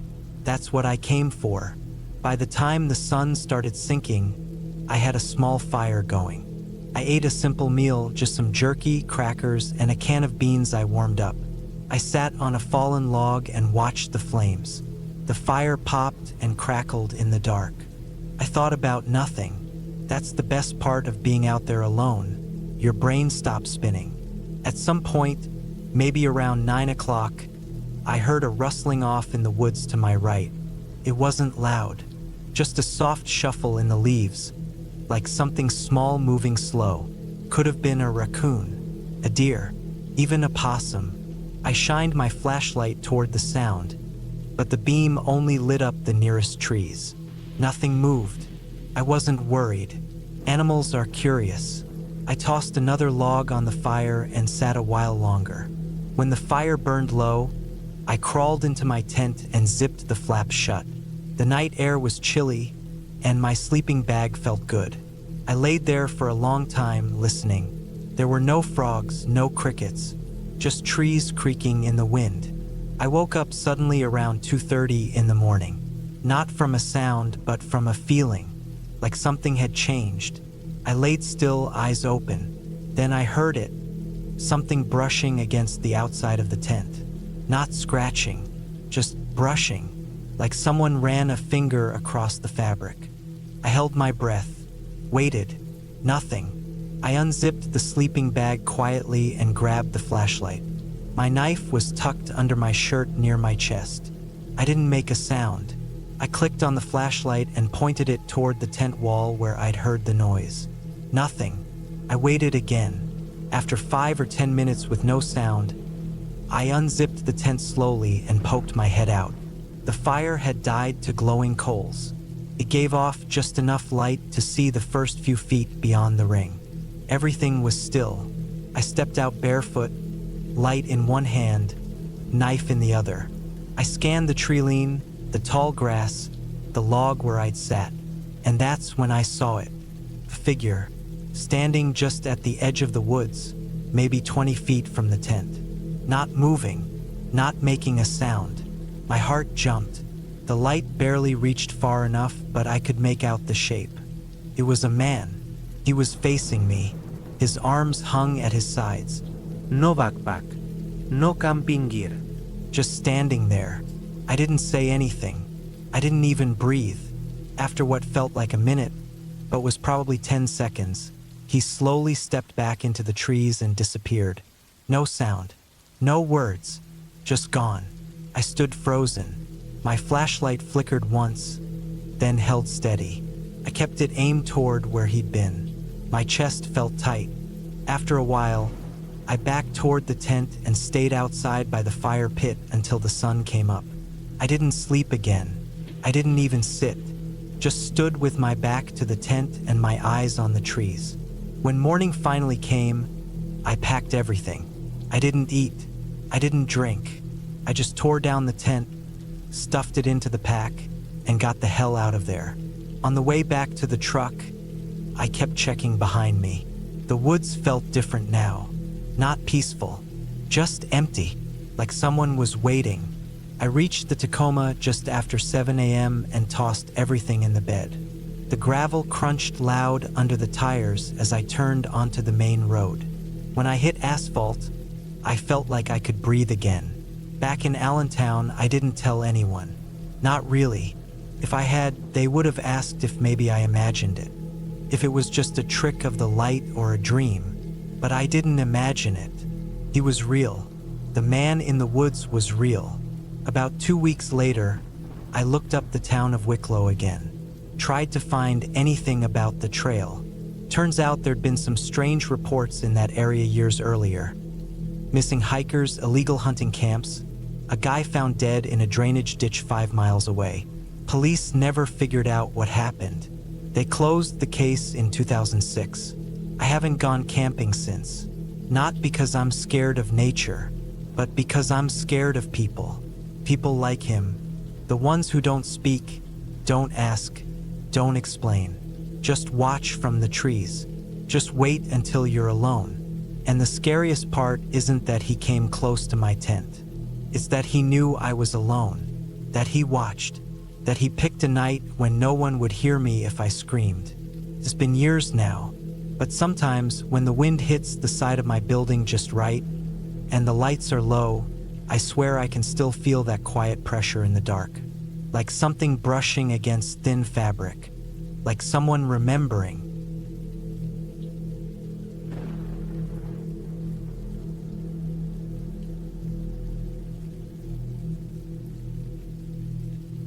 I was 31 when I decided to take a week off work and go camping alone. I hadn't done that since I was a teenager. Life had gotten busy, work, bills, getting older without really noticing. I hadn't done anything quiet in years. Everything was about rushing somewhere or doing something fast. I didn't even know why I picked Iowa. I just opened a map, closed my eyes, and put my finger down. I ended up picking a quiet forested area not too far from the Mississippi River near a small town called Gutenberg. It looked isolated on the satellite view, lots of trees, and no towns for miles in some directions. It was the kind of spot that didn't get mentioned in travel blogs or top 10 campgrounds lists. That's exactly what I wanted. I packed light tent, sleeping bag, knife, water purifier, first aid kit, stove, some dried food, and a small cooler with meat and cheese. I had one of those compact solar chargers and my old phone, but I planned on barely using it. I wanted to unplug. I also brought a small hatchet for firewood and clearing brush if I had to. The weather was nice that week. Early September, cool mornings and warm days. I parked my car at a gravel pull-off on a Forest Service road, locked it, and started walking. I had my backpack on and a rifle slung over my shoulder. Not because I thought I'd need it, but because there are still coyotes and the occasional cougar out there, and being alone, I didn't want to take chances. Besides, it made me feel better having it. I hiked for a few hours into the forest. I crossed 2 old, dry creek beds and passed a few signs that hunters had been around. Spent shells and a broken tree stand. No paths, just raw, uneven land. I wanted to be far from people. That was the goal. I finally found a spot on the slope of a small hill, surrounded by a ring of young trees. Flat enough to pitch a tent, close enough to deadwood for a fire, and far enough from the nearest road to not hear a single sound. I set up camp there. The first 2 days were perfect. I woke up with the sun, made coffee, sat on a rock watching birds, and just existed. I saw deer once, a small group moving through the trees quietly. At night, I had a fire, ate simple meals, and lay in my tent listening to crickets and wind. It was the most peace I'd felt in a long time. On the 3rd night, something changed. It started with a sound. I was sitting by the fire, just past dusk. The sky was still navy blue with the last light hanging on the horizon. I was heating up a can of chili, sitting on a log I'd dragged over. The woods were alive with normal night sounds. Frogs in the distance, bugs buzzing, leaves shifting in the wind. Then I heard a distinct snap, a stick breaking under weight. Now that alone doesn't mean much. Animals step on sticks all the time, but this one didn't fit. It was too clean, too sudden, and too close. I froze, not out of fear at first, just attention. My brain locked onto it, filtering out everything else. I listened. For about a minute, I heard nothing. The normal forest sounds kept going like nothing had happened. Then another sound, asterisk rustling star. Not far, same direction, just downhill, maybe 30 yards into the trees. I turned off my little camp stove and quietly set my spoon down. The fire crackled beside me. I reached for my rifle and stood up slowly, scanning the darkening woods. My eyes weren't fully adjusted yet, but I could make out shapes between trunks. No movement. I waited. Another sound, closer. Leaves being moved. It wasn't small. It was someone walking. 2 feet, careful steps, slow but deliberate. Whoever it was, they were trying to stay quiet, but not quiet enough. I called out, but of course I didn't actually say anything. Just a sharp grunt like a cough. A warning. No answer. The steps stopped. I stood there for 5 more minutes, staring. No more movement. Eventually, I sat back down, keeping my rifle beside me. I didn't eat the chili. I waited until it was fully dark, then tossed some dirt on the fire and crawled into the tent. I didn't sleep much that night. Every time I closed my eyes, I imagined hearing something outside. The next morning, the first thing I did was check around my camp. Nothing obvious at first, but about 20 yards downhill, I found prints in the soft dirt. They were from boots, not an animal. Size looked like maybe a man's size 10. Deep, like someone had stood still for a while, facing uphill, facing my camp. That set something off in me, a kind of cold understanding. Someone had been watching me. I packed up most of my food and left it in a bare hang about 50 yards away from camp, just in case. The rest of the day I kept alert. I moved around more, hiked a wider circle, tried to see if I could spot any other signs of people. Nothing. No buisas, no vehicles, no smuka. But I kept the rifle near me at all times now. That night I didn't light a fire. I ate cold jerky and sat in the dark, listening. It was quieter than usual. Almost no bugs, no frogs. Even the wind had died down. That bothered me more than anything. Silence like that doesn't happen naturally. It's the kind of silence that settles when something is wrong. Around midnight, I heard movement again. this time from the opposite side of camp. I stayed inside the tent, unzipped the flap just a little and watched. It was a full moon, enough light to see shapes and shadows. I saw someone. He was crouched, moving slowly between trees, not approaching directly but circling. No light, no gear visible, just dark clothes and something long in his hand, maybe a walking stick, maybe something else. He was 30 feet away at one point, just standing behind a tree, looking right at the tent. I didn't breathe. I didn't move. My hand was on the rifle, safety off. After 5 minutes or so, he slipped back into the woods. I didn't see or hear him again that night, but I didn't sleep at all. At dawn, I made a decision. I was going to leave. I packed up camp fast and made sure I left nothing behind. I wanted to be out before whoever that was came back. I didn't care if I had more days planned. I was done. On the way back, I took a different route. I didn't want to walk back the way I came. I figured if someone had found me once, they might expect me to go back the same way. I cut east, heading toward a riverbed that looped north toward my car. It was rough terrain, steeper in places, more tangled brush, but I didn't care. I just wanted to get out. About 2 hours into the hike, I smelled something awful, rancid like rotting meat. I slowed down, looked around. The smell was strong, not distant. I followed it a few yards off the dry riverbed and saw it. A deer, or what was left of one, gutted and half buried under a pile of leaves and branches. It had been killed recently, no sign of heavy decay yet. But what made my stomach turn was that it had been skinned in a way that didn't seem like a predator. The cuts were clean, surgical, and the way it was hidden, someone had tried to stash it. I didn't stop to examine it.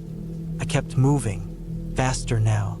Every instinct I had was screaming. 3 miles later, I reached the gravel road. My car was still there. I threw my bag in the back, got in, and locked the doors before starting the engine. I didn't feel safe until I saw paved road and cell signal again. I called the local sheriff's department when I got to a gas station an hour away. I didn't tell them much, just that I saw someone creeping around my camp and a possibly poached deer in the forest. They took my name and a rough location. That was it. A few weeks later, I got curious and looked up reports from that county. Nothing came up. No missing people, no poaching investigations, no arrests. Sometimes I wonder if he even lived out there. Some strange man with no real home, just wandering the woods, watching people who think they're alone. Maybe he wasn't trying to hurt me. Maybe he just didn't want me there. But it doesn't matter. I don't go camping alone anymore. I still go into the woods, but only with friends, and only in places where I know I'm not really alone. That trip reminded me of something I'd forgotten. There are worse things in the wild than animals. People, especially the kind who don't want to be found, are the real reason to be afraid out there. And the scariest part? He knew I was there long before I knew about him. And if I hadn't noticed, I don't know how it would have ended.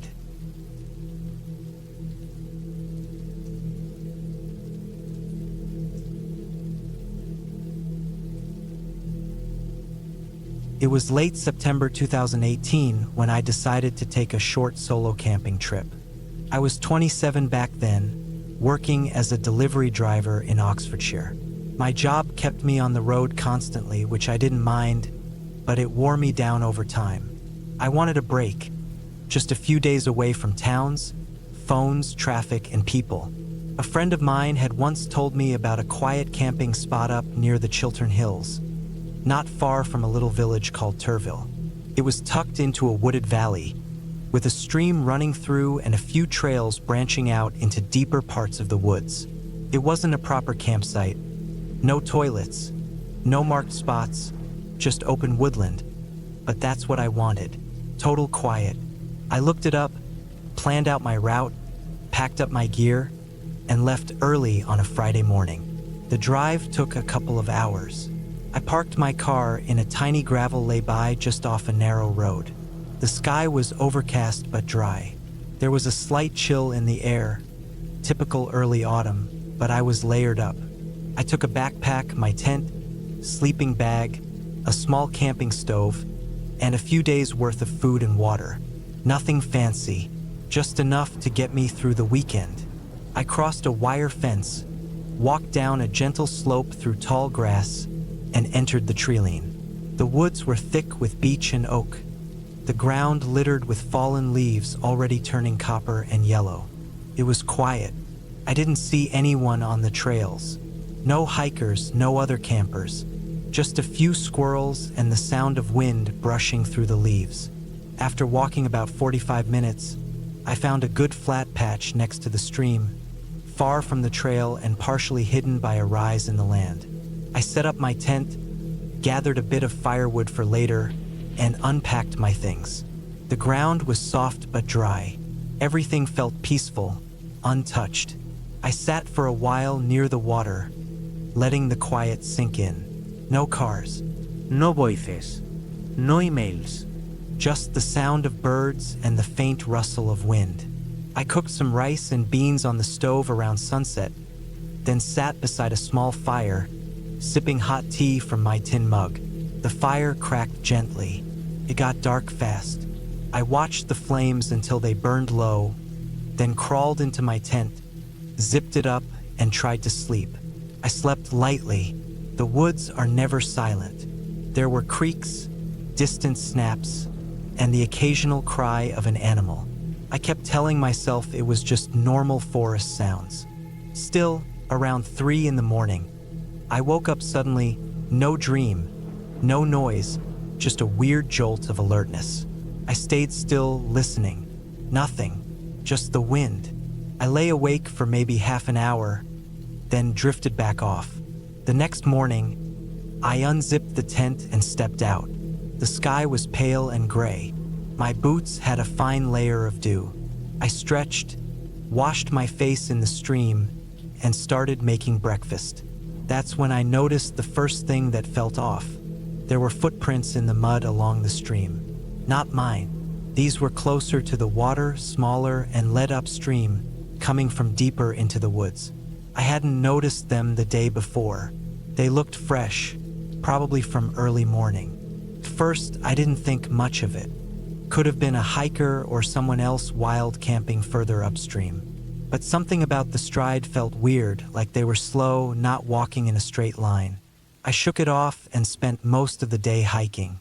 I followed the stream for a couple of miles, then veered up into the hills. The woods stretched endlessly in all directions. I didn't see a single person all day. At one point, I sat on a flat rock and looked across the trees. Everything looked untouched. Pure. I got back to camp around 5. I was tired, a little sore, but happy. I had another quiet meal, watched the fire burn low again, then got into my tent early. I lay there for a long time just listening to the sounds outside. The wind picked up around midnight, and the trees creaked louder. Then came another sound, something moving through the leaves. Not a deer, not a fox. Slow steps, deliberate. I held my breath. The steps got closer to my tent, then stopped.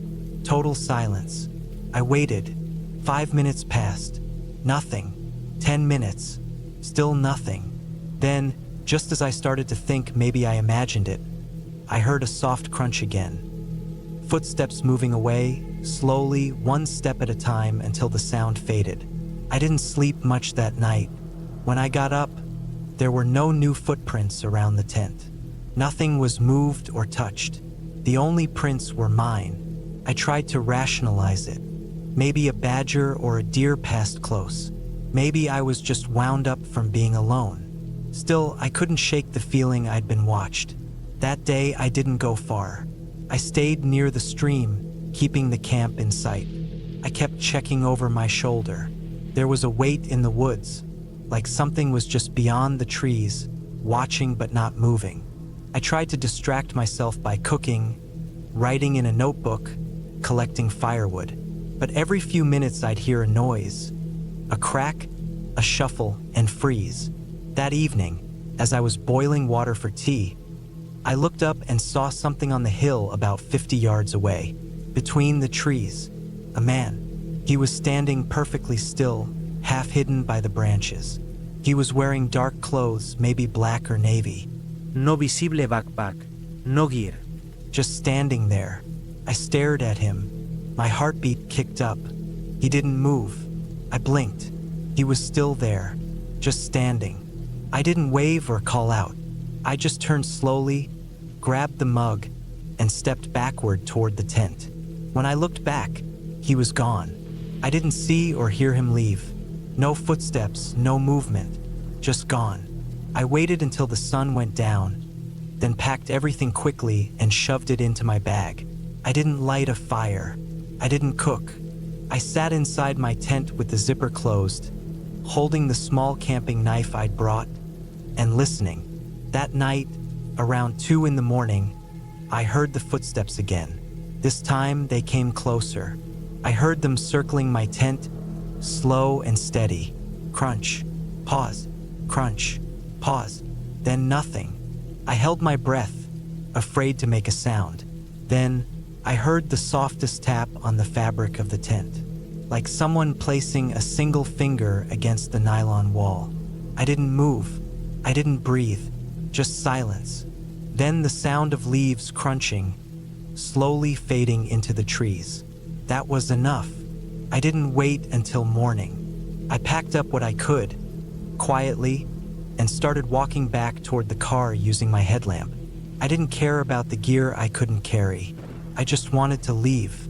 As I hiked back through the woods, every few minutes I'd stop and listen. I thought I heard someone behind me, light steps matching my own, then stopping when I did. I shone my light behind me, saw nothing but trees. I kept walking. When I finally reached the lay-by where my car was parked, I nearly cried. I threw my gear in the back, jumped in, locked the doors, and started the engine. Then I noticed something that still chills me to this day. On my windshield, written in the condensation, were 2 words, "Still here." No footprints around the car. No sign of anyone nearby. Just those words, smeared into the glass like a finger had traced them. I drove. I didn't stop until I got home. I didn't sleep that night. I didn't go to work the next day. I sat in my flat with all the lights on, trying to make sense of what had happened. I told no one, not my coworkers, not my friends. I was too embarrassed, too shaken. I didn't want to sound crazy. The next weekend, I went back, not to camp, just to check. I took a friend with me. We hiked to the same spot by the stream. All my leftover gear was gone. The tent poles, a small pan, my water bottle, all gone. No trash, no footprints, no sign anyone had been there. Just the flattened spot where the tent had been. I haven't camped alone since. I still hike, still go outdoors, but only in daylight, only on marked trails, and never by myself. Whatever was out there wasn't a ghost or a monster. It was a man, a real person, and that's what makes it worse. He didn't do anything, not physically, but he was watching, waiting, and he followed me, somehow all the way to my car. There's something deeply wrong with a person who does that. Someone who hides in the woods, watching strangers, sneaking up on tents in the middle of the night. I don't know if he's done it before or if I was just unlucky, but I do know this, he's still out there, and he doesn't need to say a word to make you feel unsafe. All he needs is patience, and he's got plenty of that.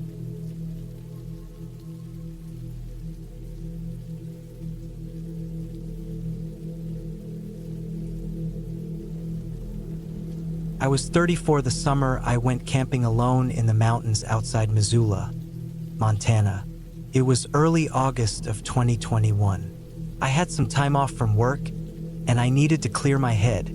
I'd just gotten out of a long relationship, and I felt like my mind was in pieces. I wasn't sleeping well, and I felt like I needed to get away from people.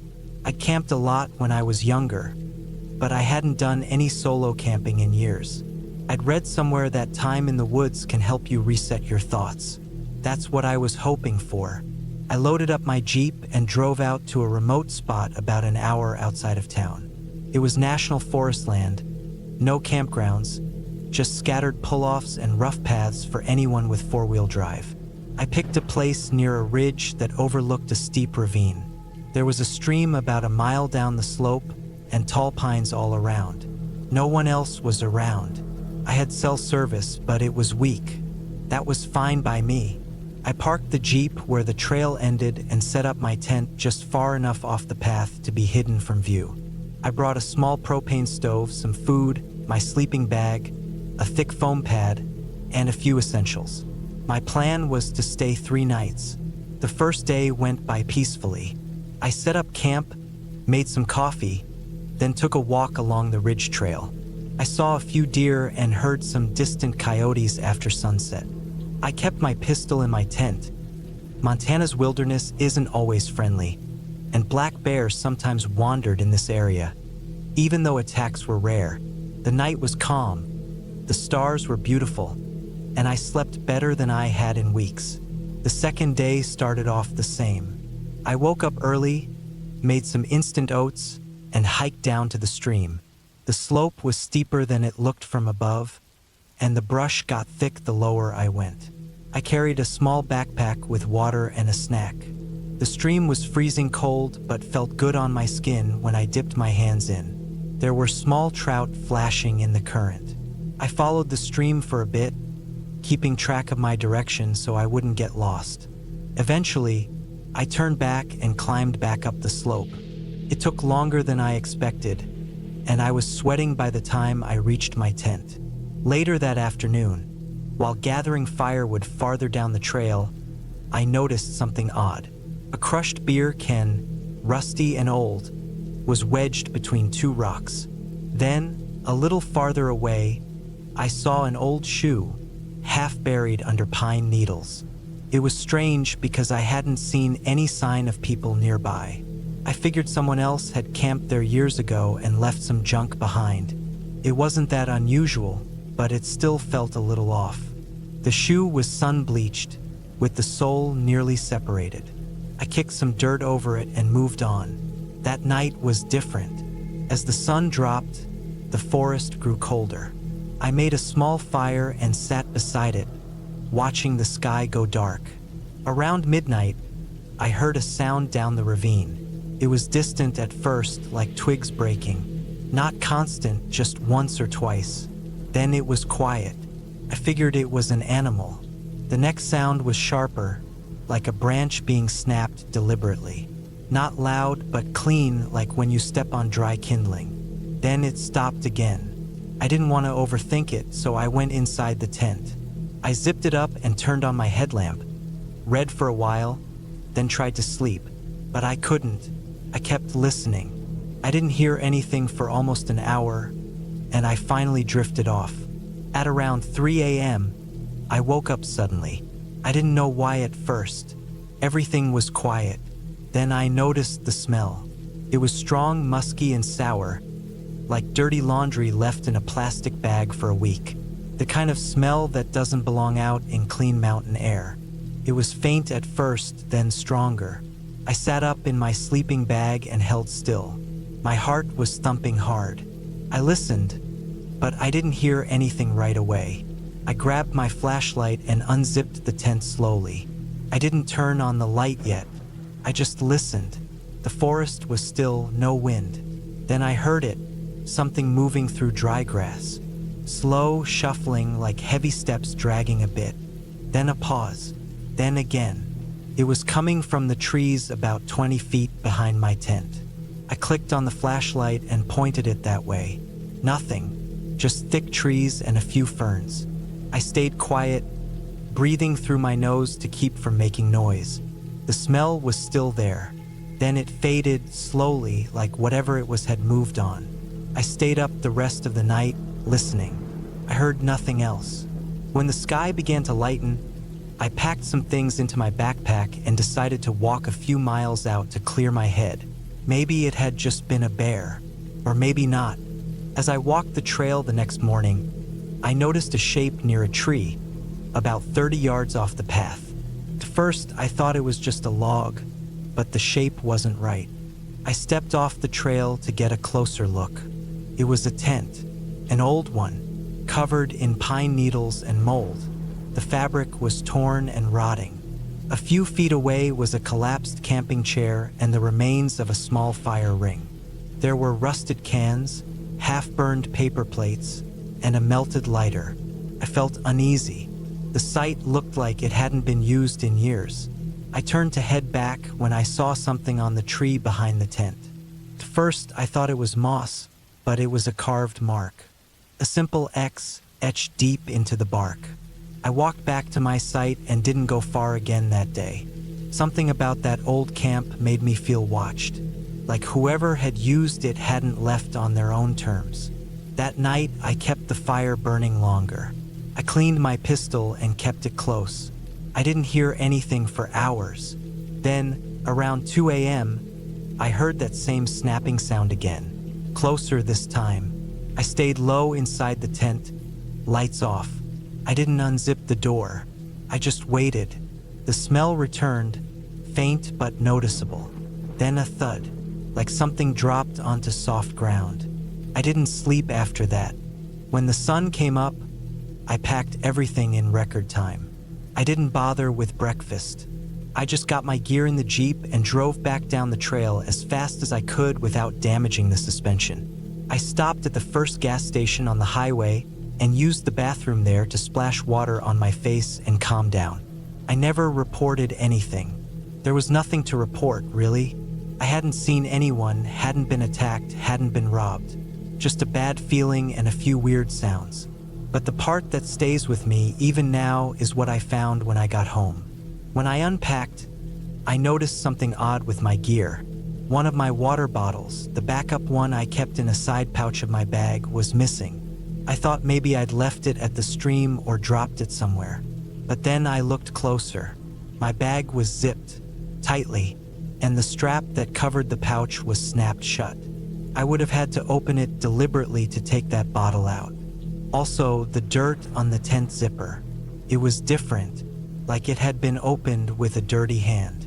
My hands were clean when I went to sleep. The smell that night, it wasn't just some animal. Someone had been out there. Someone close enough to touch my gear. Maybe even watched me while I slept. I haven't been camping alone since then. I still go out sometimes with friends or near other campers, but I never go deep into the woods alone anymore. Not after that. Not after realizing I wasn't alone out there, even when everything seemed quiet. There's no real closure to this story. No dramatic ending. Just a creeping thought that someone was watching me out in that forest, close enough to reach into my things and quiet enough to slip away without being seen. But at least I left when I did. That might have made the difference. Because sometimes when you feel like you're being watched, you are. And sometimes the people watching aren't interested in making themselves known. At least not right away.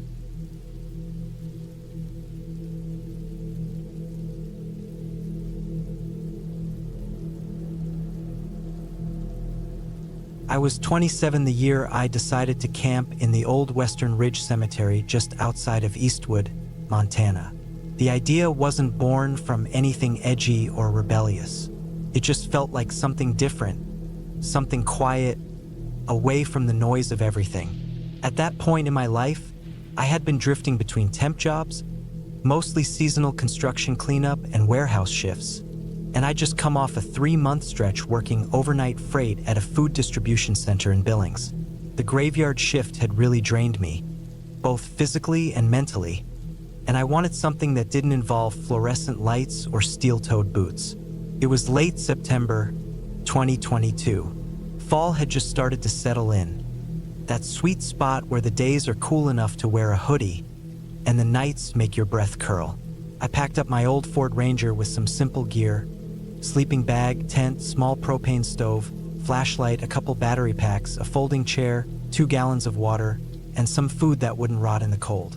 I brought my hunting knife too, not because I expected danger, but because I felt uneasy without it when I was alone outdoors.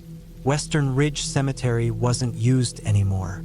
It stopped accepting burials sometime in the late 1960s.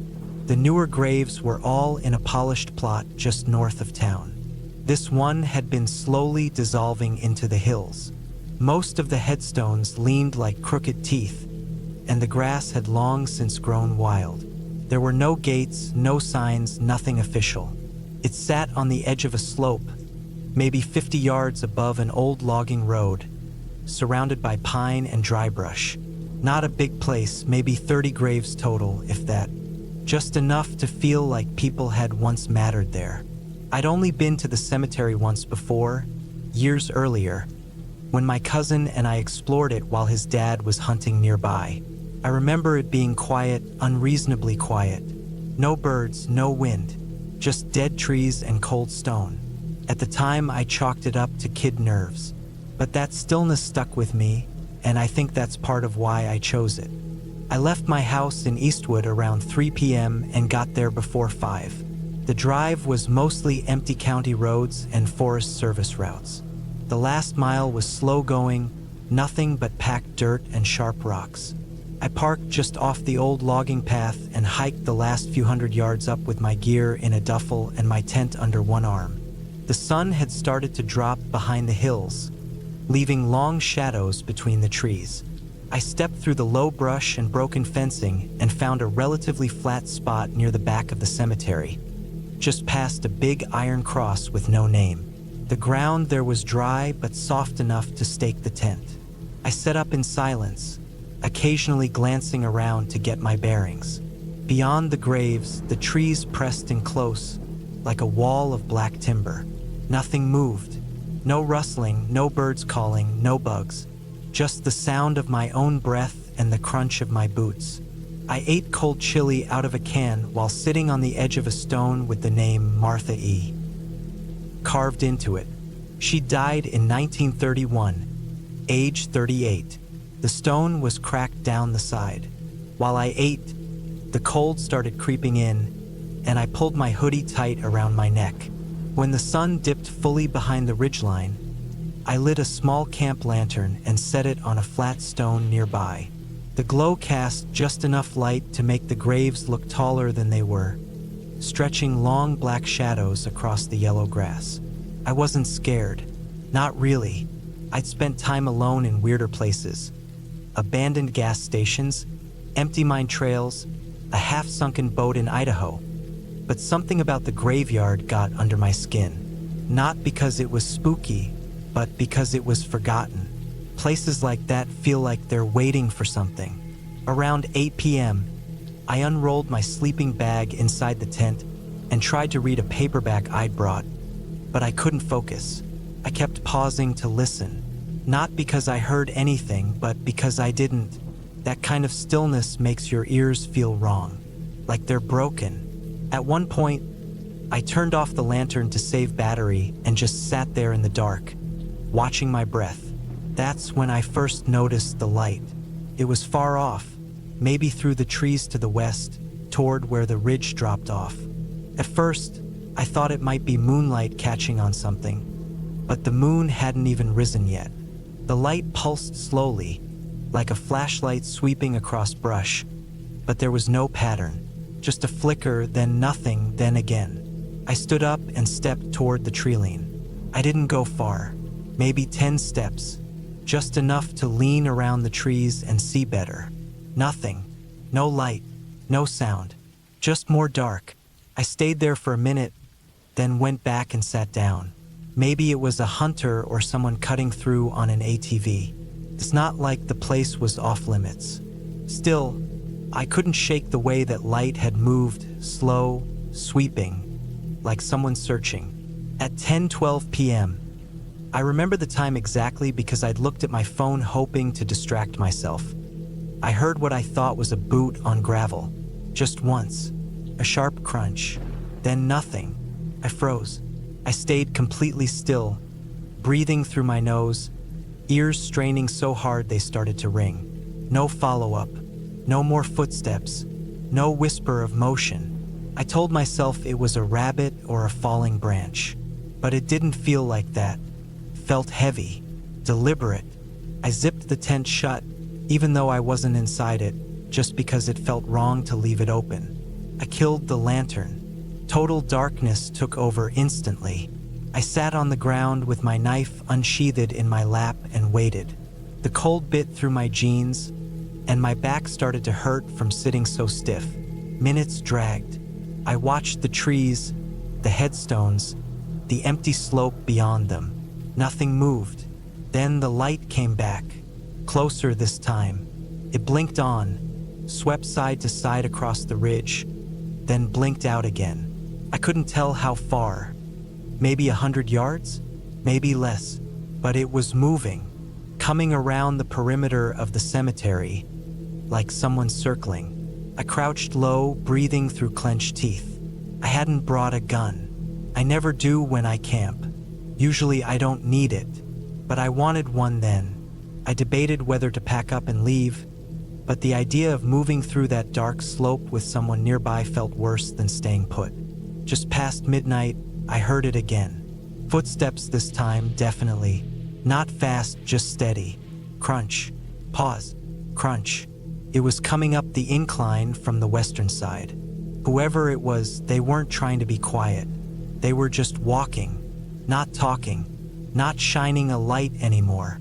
Just walking slow and steady like they had time. I moved into the tent and zipped it just enough to peek through the mesh. I turned off all lights, but I could still make out shapes. There was nothing there, just trees and stone. But I knew someone was near. At 12:34 a.m., I heard breathing. It was that close. I don't know how to explain it, but when someone is breathing near you in total silence, it's unmistakable. Not sniffing, not coughing, just calm, low, regular breaths. I held mine, my heart thudding in my ears. The breathing stopped. Then the light came on again, this time right against the trees. It didn't sweep or blink. Just a solid beam aimed straight at my tent for 3 seconds. Then it went dark. I didn't move for over an hour. I didn't blink, didn't shift, didn't even breathe too deep. Every muscle in my body was stiff. Then nothing, just silence again. By 2 a.m., I couldn't tell if I was shaking from cold or fear. I stayed awake until the sky began to lighten. Around 5:30, the horizon turned pale, and birds finally began to call. Just 2, maybe crows or jays, but it was enough to tell me the night had passed. I unzipped the tent slowly and stepped out, knife still in hand. The graves looked just as before, dew glistening on the stones. No boot prints, no dropped gear, nothing disturbed, but something had been there. I was sure of it. I packed up fast, didn't even eat. I broke down the tent, jammed it into the duffel, slung it all over my back, and made my way down the slope without stopping. Back at the truck, I saw something that made my legs lock. On the windshield, under the wiper, was a piece of paper. Folded, creased. Just one word written on it in pencil. Why? I didn't touch it. I didn't even open the truck until I'd circled it twice, checking everything. When I finally got in, I drove straight back to Eastwood, windows cracked, eyes scanning every tree. I never figured out who it was or what they wanted. I didn't tell anyone about it. Not really. I mentioned I had a weird night camping, but I left out the details. What was I going to say? That someone watched me breathing from the trees? That they left a note and disappeared? But I know this. Someone was there, watching, waiting. They didn't want anything right then, but maybe they were curious. Or maybe I just happened to camp where they liked to be. I never went back to Western Ridge. I don't think anyone does. That place isn't haunted. It's not cursed. It's just forgotten. And someone else is using it now. They don't need a grave to belong there.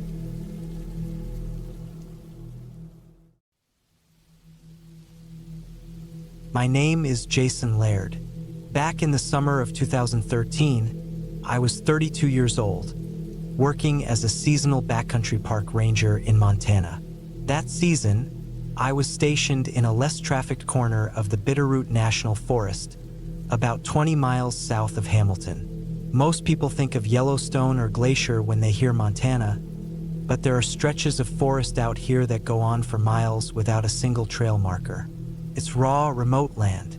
That's where I spent most of that summer, cutting back trails, checking on wildlife, mapping camp areas, clearing down trees, monitoring fire risk.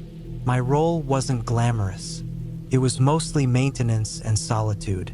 Some people think being a park ranger means sitting in a nice cabin and occasionally checking permits. But the job I signed up for meant 9 to 14-day stretches alone in the backcountry.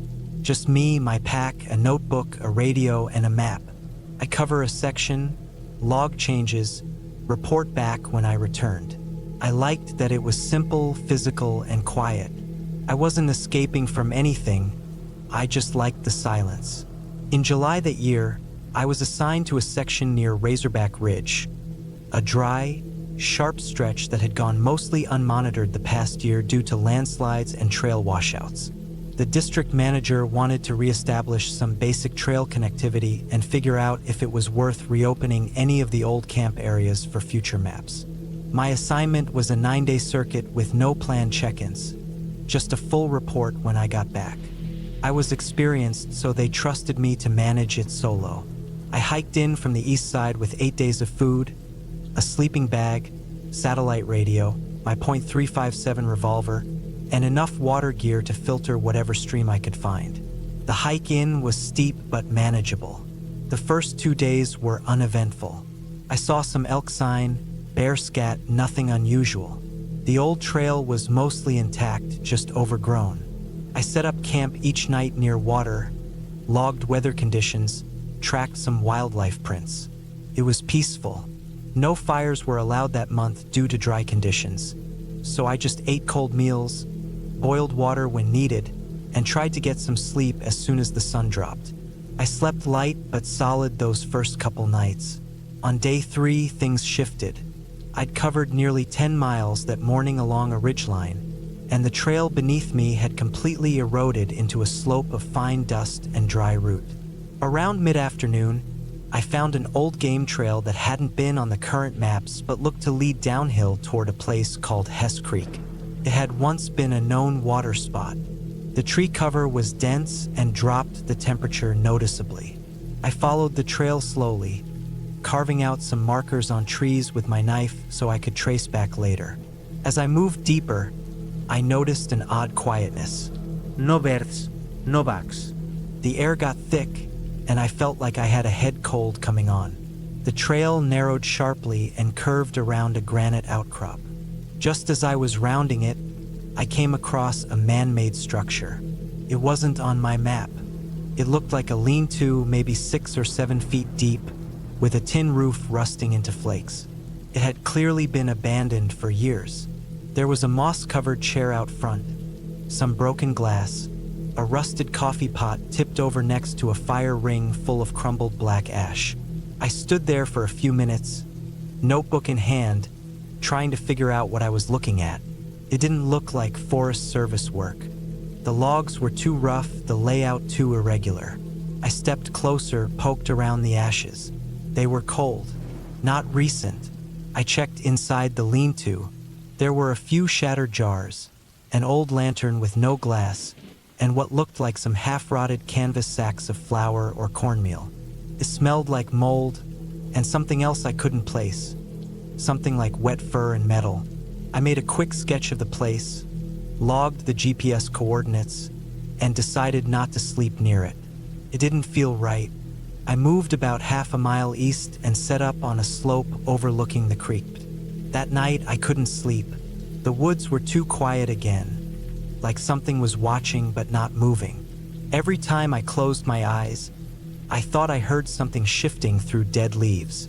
I'd sit up, flashlight ready, nothing there, just that thick silence.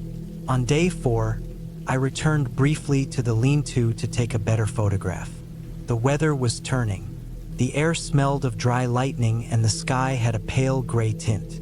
I found boot prints around the structure, faint but recent enough. Not mine. The treads didn't match my boots, and the depth was too shallow for my weight. They circled the lean-to twice, then vanished toward the slope north of it, into a brush-choked thicket I had no interest in exploring. The feeling I had that day is hard to explain. It wasn't panic. It was more like dread, slow and dull, like a headache you ignore for hours until it explodes. I felt watched, and I wasn't being paranoid. The prints proved someone had been there recently. No campsites nearby, no trails leading in. Just me and whoever the hell else was moving through those woods. I moved out fast. I didn't run, but I made camp early that night, a solid 2 miles east. I kept my revolver closer than usual. Loaded, hammer down, safety off. No fire, no light. I ate in silence and buried the trash deep. That night, I slept only in short bursts.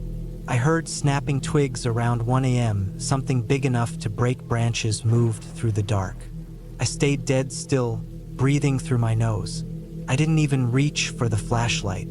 If it was a bear, I'd hear more huffing. This was something else, slow steps, then silence, then more steps. Always circling, always just far enough to stay hidden. By morning, nothing had changed physically, but my head was not in the right place. I was off my route, behind schedule, and I didn't want to push deeper. I called in on the sat radio, gave a general status update, no emergencies, but I was cutting the circuit short and heading north out of the zone. I didn't mention the lean-to or the prints. Didn't know how to explain it in a message. Just said I'd be back in 2 days, sooner if I made good pace. I packed up and moved north.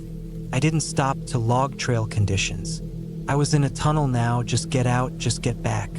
I crossed over 2 small creeks and hiked into a burned area from years ago. Charred stumps and ash-covered rock. I kept pushing until dusk, then found a flat patch beneath a pine cluster. I didn't pitch the tent, just rolled out the bag under a camo tarp and tried to blend into the ground.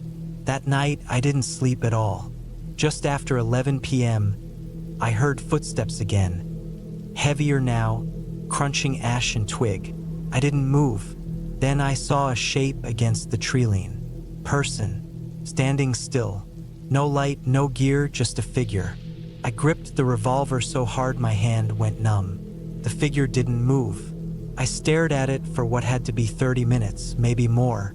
Then, slowly, it backed into the trees and disappeared. I didn't sleep. I didn't even blink much after that. At dawn, I was gone. No breakfast, no coffee. Just moving. I didn't care about the trail. I cut cross-country with the compass. Got scratched up by branches, tripped on rocks, slid down scree, didn't care. I needed to put miles between me and whatever the hell that was. Around noon, I found a shredded tarp snagged in a tree. Blue plastic torn to ribbons. Looked like it had been there a few weeks. Beneath it, pieces of gear, an old backpack, crushed stove, some scraps of foil and rope. Nothing personal. No name, no tags. Just abandoned. At that point, I realized something that chilled me more than anything else. None of this had been reported. No signs posted. No alerts. If someone had gone missing out here, it hadn't made it back to my supervisor. Or it had been ignored. I made it out by nightfall the next day. Covered nearly 16 miles in under 12 hours. Barely ate, feet bleeding in my boots. When I reached the road, I sat down on the gravel shoulder and just stared at the sky for a long time. Stars, clouds, wind. It all felt fake, like I hadn't left yet. Back at the ranger station, I handed in my logs. I said the trails were impassable due to erosion and that the lean-to was unsafe and needed removal. I didn't say anything about the figure, the footsteps, or the gear I found. I wasn't sure I believed it myself, and I didn't want it written down. The next season, I didn't reapply. I took a job teaching climbing safety in Oregon, and after that, I moved into forestry logistics, mostly behind a desk. I haven't been back to Razorback Ridge, but sometimes when I'm driving through remote country or camping with friends, I think about that lean-to, about the boot prints, the quiet woods, the figure that never moved. And I wonder, was it just one person out there? Or was I the one being watched the whole time, walking deeper into a place I didn't understand, where no one was supposed to be? And most nights, I still wake up before dawn, sweating, heart hammering, waiting to hear those slow, careful footsteps outside my tent.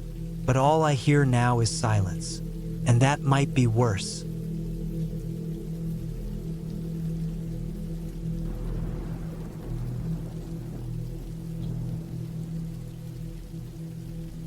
It was late September of 2018 when I flew into Lyon, France, for what was supposed to be a solo backpacking trip through some of the quieter parts of the French countryside. I was 27 back then, just over 2 years out of university, and I had been saving for a while for a trip like this. My plan wasn't anything special. I just wanted to hike through some small towns, do a few nights of wild camping, and maybe stop at some local inns when I needed to. The idea was to get away from the noise, digital, emotional, mental, all of it. After 2 nights in the city, I took a train south, away from the more popular tourist routes, into a quieter region not too far from the Alps, somewhere around the outskirts of a regional park called Parc Naturel Regional de Baranis Provençals. I'd read a blog post from someone who had camped around the area and described it as peaceful, beautiful, and full of raw silence. That was what I was looking for. I got off in a small town called Buis-les-Baranis. There were barely any tourists around, just locals and the occasional hiker passing through. I stocked up on supplies, basic food, fuel for my portable stove, a couple of water bottles, and some dried sausage and cheese. Then I walked out of town around noon, following a dirt trail that led upward into the hills, through pine forests and rocky ledges. It was perfect weather, too. Dry, a little windy, and not too cold. That night, I camped near a patch of wild lavender. My tent was lightweight and easy to set up, and the smell of the lavender actually made it easier to fall asleep. I didn't hear a single sound except for the wind and the occasional movement of some animal far off. It was so quiet that when I took out my earphones to listen to some music before bed, I realized I didn't need them at all. The next morning, I hiked further in, following a rocky path that climbed up the side of a hill. I passed some kind of old stone structure, maybe an abandoned farmhouse or a shepherd's shelter. It didn't have a roof anymore, just the stone walls left standing. I didn't think much of it and kept walking. Around midday, I stopped to eat a small lunch on a flat spot near a cliff that overlooked the valley below. I stayed there for almost 2 hours, just sitting and looking out. I didn't see anyone, not a single person. It was near dusk on the second night when I first noticed something that felt a little off. I had set up my tent in a clearing surrounded by short trees and thick brush, maybe 20 minutes off the main path. I always tried to be a little hidden when I wild camped, not because I was afraid of people, but because I didn't want to accidentally set up too close to someone's land or run into a ranger. While boiling water for my dinner, I thought I saw movement deeper in the woods, just a flicker of something brown between the trees. I froze and stared, waiting for it to happen again. Nothing. I told myself it was probably an animal, a deer or a wild boar. This part of France had a lot of both. Still, I kept checking over my shoulder until it was fully dark and I was zipped up inside my tent. That night, I slept lighter than usual. I kept waking up at little sounds, twigs snapping, leaves rustling, and each time I'd lay there, holding my breath and trying to listen past the blood rushing in my ears. But it was always just silence after that. Around 3 a.m., I got up to pee and walked a few meters away from the tent with my flashlight. As I stood there, I felt like I was being watched. It's hard to describe. It wasn't based on anything I could prove. There was no sound, no movement, just this tightening in my gut like something was just out of sight. I went back into the tent quickly after that and didn't fall asleep again until just before sunrise. The next morning, I packed up and decided to hike further in the opposite direction. My plan had been to do a loop that would take me 3 more nights, but something about that night had left a weird impression on me. I figured I'd loop back toward the town a little early, Still, I wasn't exactly scared. Not yet, just cautious. That day was long and quiet. I didn't see anyone again, not even a hiker. I started thinking maybe I was being too paranoid. But that feeling returned as the sun dipped low in the sky, like I wasn't completely alone. I found a flatter, slightly more open area to camp that night, near a dried-up riverbed. It wasn't as secluded as the last spot, but I liked that I could see further in every direction. I cooked dinner, cleaned up, and got into my tent just after dark. I lay there reading for a while, trying to settle my mind. Then I heard something. It was soft at first, like a shuffle of someone moving through dry leaves. I turned off my headlamp immediately. I lay still, breathing shallow, and listened. The sound came again. This time it was closer. Slow steps. Not heavy, not running, just steady, deliberate steps. I reached for my knife. I always carried a small camping knife, more for food prep than anything else, but in that moment it felt like the only thing I had. I didn't move. I didn't breathe. I just listened.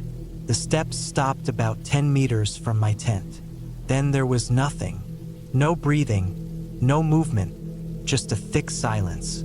I waited like that for what felt like 20 minutes, maybe more. Eventually, I convinced myself that it had been an animal again. Maybe a curious boar.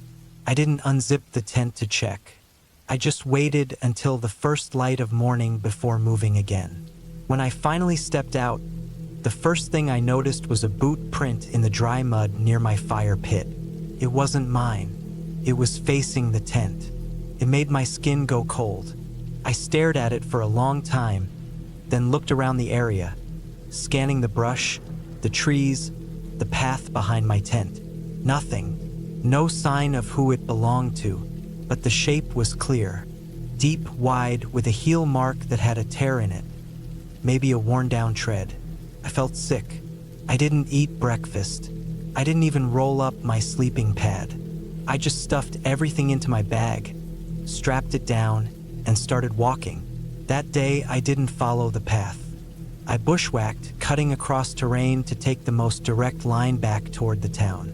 It was hard going, steep in some places and full of undergrowth, but I didn't want to be on an easy-to-follow trail. I felt exposed. I kept checking behind me every 20 or 30 minutes. At one point, late in the afternoon, I heard something behind me again, branches snapping. I crouched low and waited. After a minute, I saw a figure, a man, maybe 40 or 50 meters back. He wasn't dressed like a hiker. He wore a brown jacket, jeans, and what looked like rubber boots. His head was down, and he moved slowly, carefully, like he was looking for something. I didn't move. I didn't breathe. I watched him walk past where I had just been 10 minutes ago. Then he stopped. His head tilted slightly, and for a second, I thought he was going to turn and look right at me. But he didn't. He just stood there for a long time like he was listening. Eventually, he moved on. I stayed hidden for over an hour before moving again. That night, I didn't set up the tent. I kept walking until well past dark, using my headlamp sparingly. I only stopped when my legs couldn't carry me anymore. I lay down behind a cluster of rocks and kept my pack under my arms. I didn't sleep. By dawn, I was back on a small road near the edge of the forest. I followed it to a village, can't remember the name, where I caught a ride from a local farmer into a nearby town with a train station. I didn't say anything about what happened.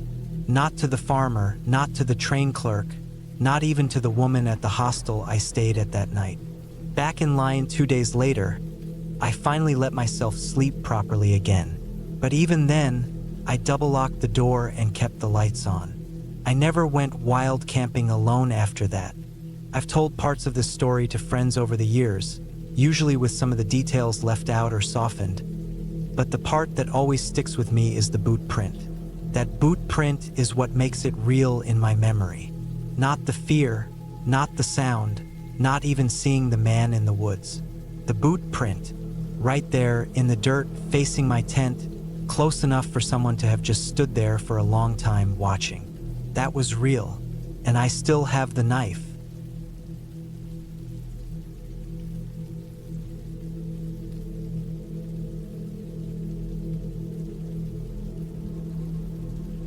It was October 2021, just outside of Gainesville, Georgia. I was 33 years old, and for the past several years, I'd gotten into the habit of doing solo camping trips once every couple months. I wasn't one of those minimalist survivalist types, but I liked the idea of shutting off the world, driving into a forest, and just being alone with my own thoughts. I had a decent setup too. Good quality gear, a reliable Tacoma with a hardshell topper, and the knowledge of how to take care of myself outdoors. That weekend, I'd decided on a spot in Chattahoochee National Forest. I'd been there a couple times before, but this time I pushed a little farther up a rough dirt service road I hadn't tried before. It was narrow, with grass growing in the middle, and it twisted up through dense woods. I drove slow and carefully. A few times my tires spun a little in the ruts where rain had washed some of the soil away. Still, I made it in and found a clearing not too far from a small creek. It was far enough off the main road that I doubted anyone else would stumble onto me. I got there Friday afternoon. The forecast called for rain overnight and into Saturday, but I didn't mind. I actually liked the sound of rain on the truck topper while I slept. It made the woods feel even more peaceful. I set up camp slowly, first cleared debris, then parked my truck in a spot with the tail facing slightly downhill so water wouldn't pool around it. I set up a tarp between two trees and my truck bed, where I had a camp chair, a small table, and my stove. I laid out some snacks and boiled water for coffee, just enjoying the peace and the steady quiet of the woods. The air had that wet, earthy smell you get before rain. There were no other vehicles nearby. No one hiked past. Felt like I had the entire forest to myself. By 6 p.m., clouds had rolled in thick. I ate a simple dinner, rice and canned chicken, under the tarp as a light drizzle began. I got a fire going, but it didn't last long. The wood was too damp. I didn't mind. I just sat there for a while, watching the trees sway under the gray sky, feeling the breeze get colder. Around 8 o'clock, I climbed into the truck bed to settle in. I had a thick sleeping pad, wool blanket, and a 20-degree sleeping bag. The rain got heavier as I lay there, and the sound of it tapping on the fiberglass roof of the topper slowly lulled me into sleep. I woke up just before midnight, not fully awake, but just enough that something felt off. I didn't hear anything at first besides the rain. It was steady and heavy now, a solid sheet of water pouring down. No thunder. No wind, just a constant sound like 1,000 fingers drumming on the roof above me. But something had made me stir, a subtle shift in instinct, that strange alertness when your body wakes you up without a reason you can name. I lay still and listened harder. Nothing but rain. Still, I had this tight, strange feeling in my chest. Not full-blown fear yet, but a creeping unease. I stayed quiet, breathing slowly through my nose. Then I heard it, a small sound. It wasn't loud. It was soft enough that I thought I imagined it. A light crunch, like a boot on wet leaves. Then nothing again for a few seconds. Then another. Crunch. Pause. Crunch. Slow steps. I held my breath. Someone or something was walking nearby, just past the edge of my truck. I couldn't see anything through the tiny rear window of the topper. The rain made visibility even worse, but I knew the sound of feet moving carefully. Not an animal, not a deer, not the quick, irregular padding of a raccoon. These were human steps, hesitant, controlled. I reached silently under the sleeping bag and grabbed my flashlight. I didn't turn it on, just held it tightly, frozen, ears straining. The steps stopped. I didn't hear them retreat. I didn't hear them get closer. It was just quiet, aside from the rain. I stayed like that for probably 15 minutes, every second stretching out endlessly. Eventually, the tension eased a bit. Maybe it was my imagination. Maybe the rain distorted something. I told myself anything I could to let the fear fade. I never turned on the flashlight, never moved. I lay back and tried to sleep again, telling myself I'd misheard something. Sometime around 3 a.m., I woke again. This time, it wasn't from instinct. It was from a sound that no part of me could mistake. Metal. The unmistakable soft sound of metal scraping lightly. It was coming from the direction of my tailgate. My stomach dropped. It was someone testing the latch. I didn't move, didn't breathe. The rain masked everything. Whoever it was must have thought I couldn't hear them. I slowly inched my hand toward the small knife I kept inside my sleeping bag pocket. It was a 4-inch fixed blade. Not much, but it was sharp. My heart pounded so loud I thought the person outside would hear it. Another scrape, a subtle jiggle. They were trying to open the tailgate, but the topper was locked. I always locked it from inside using a small interior bar lock I'd installed. Whoever was outside didn't know that. I waited, unmoving, my fingers tight on the knife. The sound stopped. Another 10 seconds of silence. Then footsteps again, this time moving away. Quiet, slow steps, fading into the sound of rain. I stayed awake until the first light of dawn. I didn't move from my spot. I didn't even unzip the bag. I was too scared to make a noise. When light finally started to filter through the gray rain clouds, I slowly sat up and peeked through the rear window. The forest looked empty. Rain still came down in sheets, but I couldn't see anyone. I waited another half hour, then finally unlocked the topper and slid the tailgate down just enough to step out. The air was cold and damp. Everything was soaked, even under the tarp. I scanned the area carefully, and then I saw them. Footprints. They were faint but visible in the soft mud. Coming from the trees, walking directly up to my truck, stopping at the tailgate. Then they walked off in a different direction, toward the trail I'd driven in on. I followed them for a bit. They were boot prints, probably size 11 or 12, deep heel impressions. Whoever it was had walked slowly, carefully. Then the prints stopped, completely gone after about 50 feet, washed away by the rain. I went back to my truck and packed up in under 10 minutes. I didn't care that it was early. I didn't care that I hadn't eaten. I threw everything haphazardly into the bed and drove out. The road was slippery, but I didn't stop once. I made it back to the paved section and finally breathed again when I hit the highway. That afternoon, I went over my truck. Nothing was missing. Nothing was damaged. But someone had been there, watching, waiting, testing my lock in the middle of the night in the pouring rain. That night stuck with me more than I want to admit. I didn't tell anyone about it for a long time. What was there to say? I hadn't seen the person. I hadn't been hurt. Nothing had happened, technically, but something had been very wrong.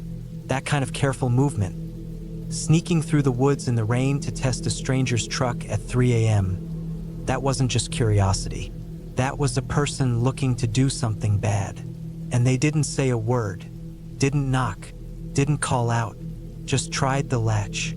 That silence told me everything. I still go camping, but never alone anymore. And not during rainy nights. Because I know now, rain doesn't just make you feel peaceful and safe. It also covers footsteps. It hides movement. It muffles sound.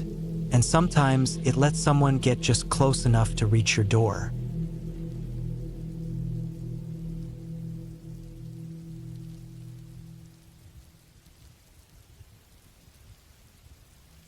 My name is Colin Becker. I was 27 when this happened, living in a small town called Pine Hollow, just outside of Knoxville, Tennessee. This was back in the fall of 2018, during one of those stretches where life felt more like background noise than anything meaningful. I wasn't married, didn't have kids, didn't even have a steady job at the time. I did freelance landscaping, which was good money in bursts but completely unreliable. I had just finished a 3-week job clearing overgrown brush behind a business park, and I had some cash in hand, so I decided to take a weekend to myself before the next gig rolled around. There's a graveyard about 30 minutes outside of town, known locally as Wilkerson Field Cemetery. It's old. Some stones date back to the late 1800s, but it's not well known and barely maintained. It's technically on private land, though nobody really enforces that. It sits on the edge of a forest and has no paved road leading to it, just a single dirt trail wide enough for one vehicle. There's no gate, no lights, no cameras, no fence. Just a few dozen tombstones scattered in a clearing that dips slightly in the middle like a shallow bowl. I had driven past the trailhead a dozen times over the years. People joked about it being haunted, but that never meant much to me. I don't believe in that sort of thing. And it wasn't the graves I was interested in, it was the privacy. A place like that, remote, silent, untouched. I figured I could pitch a tent on the outskirts, sit by a fire, and clear my head without hearing a single engine or voice. That's all I was looking for. Silence. I loaded up my gear on a Friday morning. I brought the essentials: tent, sleeping bag, lantern, firewood, a small cooler, water, a hunting knife, and a small camping stove. I had my old Ford Ranger packed and bouncing down the dirt trail by 3 p.m. The trees swallowed the road after about 10 minutes. You stop seeing the sky and start hearing your tires crunch over fallen twigs. It's peaceful, in a way that presses on you from all sides. When I got to the clearing, I parked near the edge of the tree line, as far from the gravestones as I could get without being in the woods. I didn't feel weird about it. There's no rule saying you can't camp next to a cemetery. And I wasn't setting up on the actual graves, just nearby. Still, I kept a respectful distance. The sun was dropping low as I set up the tent. It was one of those bright orange two-person jobs I'd had since college. I set the lantern inside and unrolled the sleeping bag. The air smelled like dry leaves and faint mildew. My boots sunk slightly into the mossy ground with every step. There were no birds chirping, which I didn't notice at the time, but looking back, that was the first thing that should have stood out. I built a fire using a pre-made bundle I bought at a gas station. The flames caught quickly, and the smoke spiraled up through the gaps in the branches above. The graveyard itself was about 30 yards from where I was sitting. From that distance, the headstones looked like crooked teeth sticking out of the earth. Some were leaning, others cracked, a few almost fully sunk into the dirt. I remember thinking how easy it was to forget those names. They fade off the stones, and eventually no one visits. You stop being a person and become part of the landscape. I wasn't scared. It was just a thought that hung in the air. By 7:30, it was dark. I was eating chili straight from the pot when I heard the first sound that made me freeze.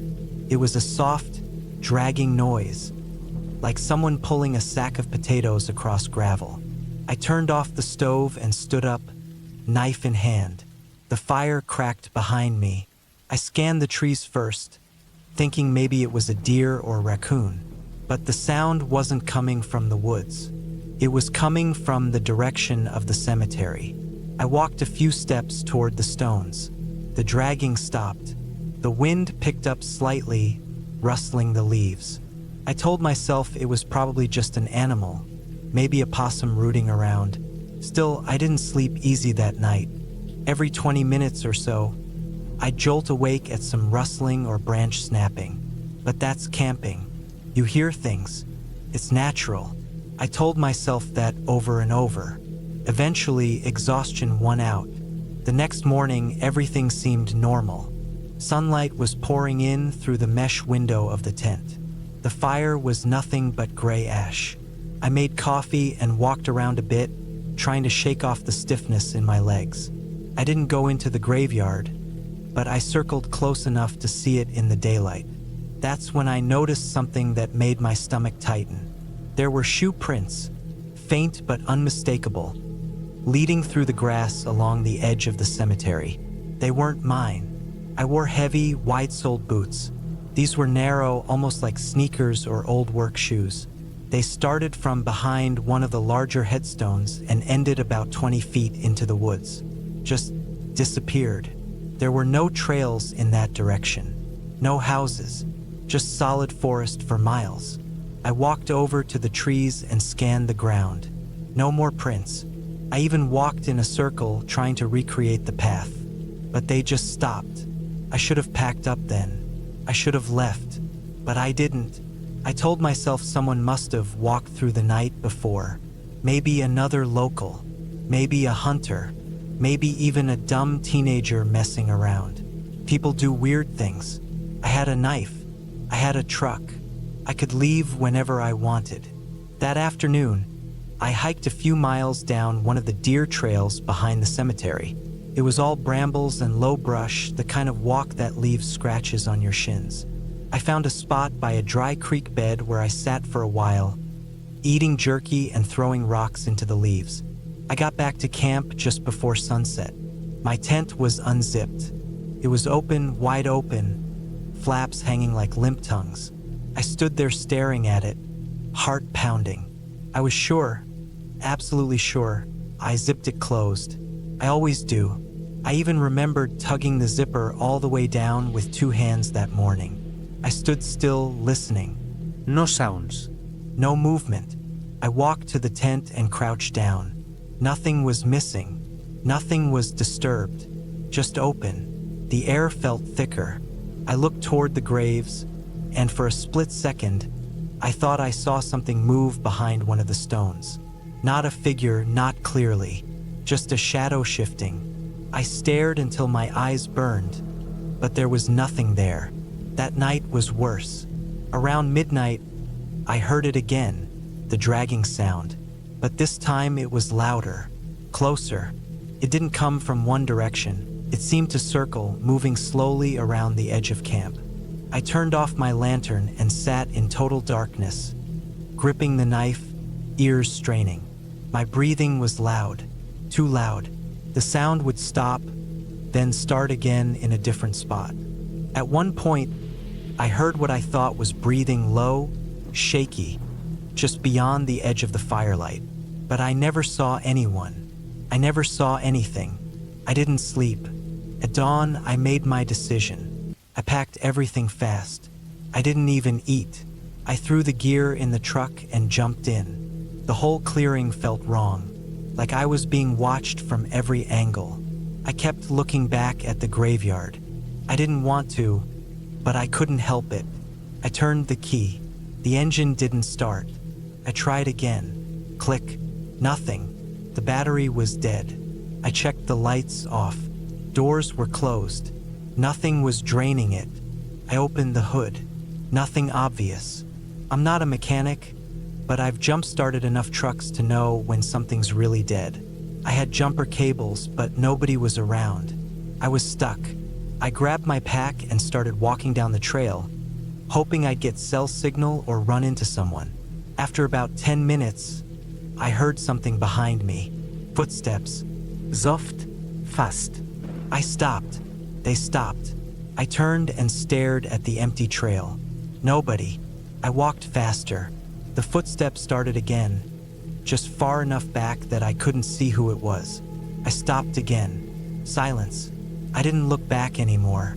I just walked for 2 hours. I didn't get service until I hit the main road. I called a tow truck and had them meet me. The guy who drove me back to the clearing didn't say anything when we got there. He looked at the graveyard, then at me and shook his head. When he hooked up the truck battery, it started on the first try. He checked the old battery, fully charged. Nothing wrong with it, he said, writing on his clipboard. I didn't say a word. I drove straight home and never went back. I still don't know who or what was out there.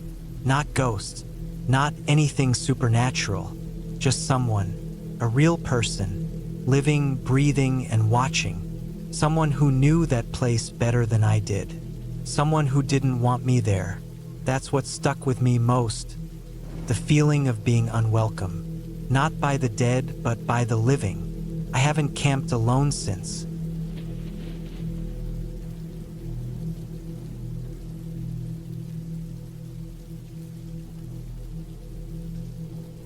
It was late September of 2021 when I decided to take a short camping trip by myself. I say by myself, but I had my dog with me. His name was Bo, a 6-year-old German Shepherd mix, strong and loyal, never too far from me no matter where we were.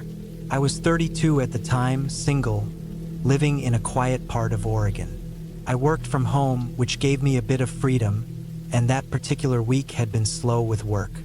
I figured I could take 2 or 3 days to disconnect from everything. I had driven out to a place called Moss Ridge. It wasn't a popular spot. Most people went further north to the larger national parks. But Moss Ridge was quieter, smaller, less crowded, and didn't require a reservation. It had some established sites deeper into the woods, but I preferred a bit more solitude. I packed up my old blue backpack with essentials: sleeping bag, tent, lighter, canned food, extra batteries, first aid kit, and loaded up my truck.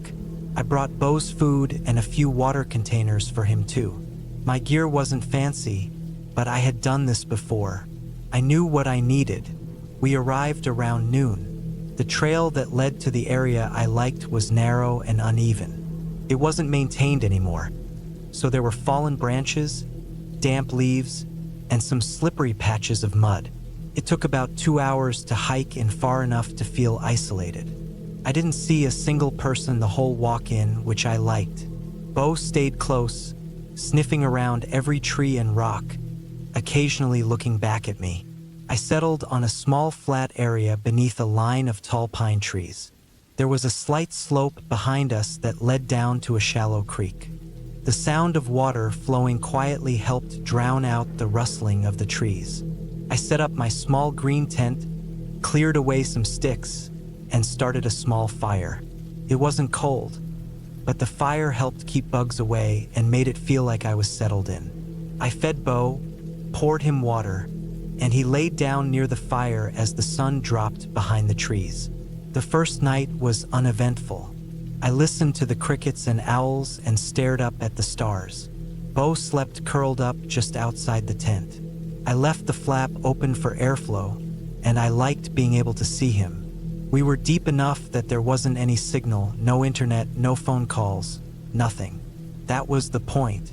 I drifted off just after midnight. The second day started fine. I made some coffee in a small tin pot, shared a bit of jerky with Bo, and walked around the nearby creek. I followed it for a while and even found a few small trout swimming against the flow. I didn't bring fishing gear, so I just watched them for a bit before heading back to camp. Bo was alert most of the time, his ears perked, sniffing the air. I figured it was deer or some small animal. That afternoon, something changed. It was maybe around 3 p.m. when Bo froze in place near the edge of camp.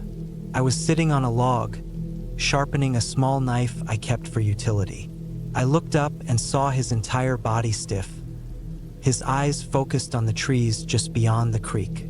He didn't growl or bark. He just stood there, rigid.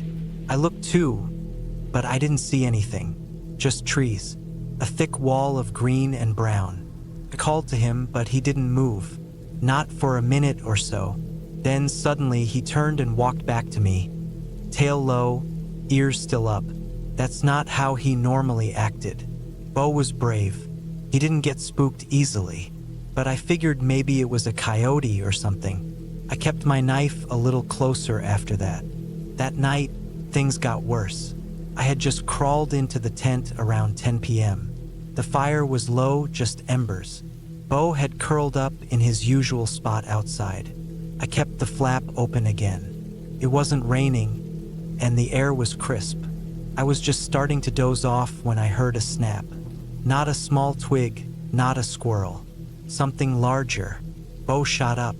His ears went straight up, and he stared again at the same area across the creek. I sat up quietly and looked in the same direction. I couldn't see anything clearly. It was just darkness and tree trunks, but I knew something was out there. Then Bo growled, low and quiet. I had never heard him growl like that. It wasn't a warning growl, not the kind he gave when another dog got too close. This one was deeper. His body was tense again, but this time he stood in front of the tent. I grabbed my flashlight and shined it toward the trees. Nothing, just pines and underbrush. But Bo didn't relax. He stayed like that for maybe 5 full minutes, growling. Then he stopped and sniffed the air.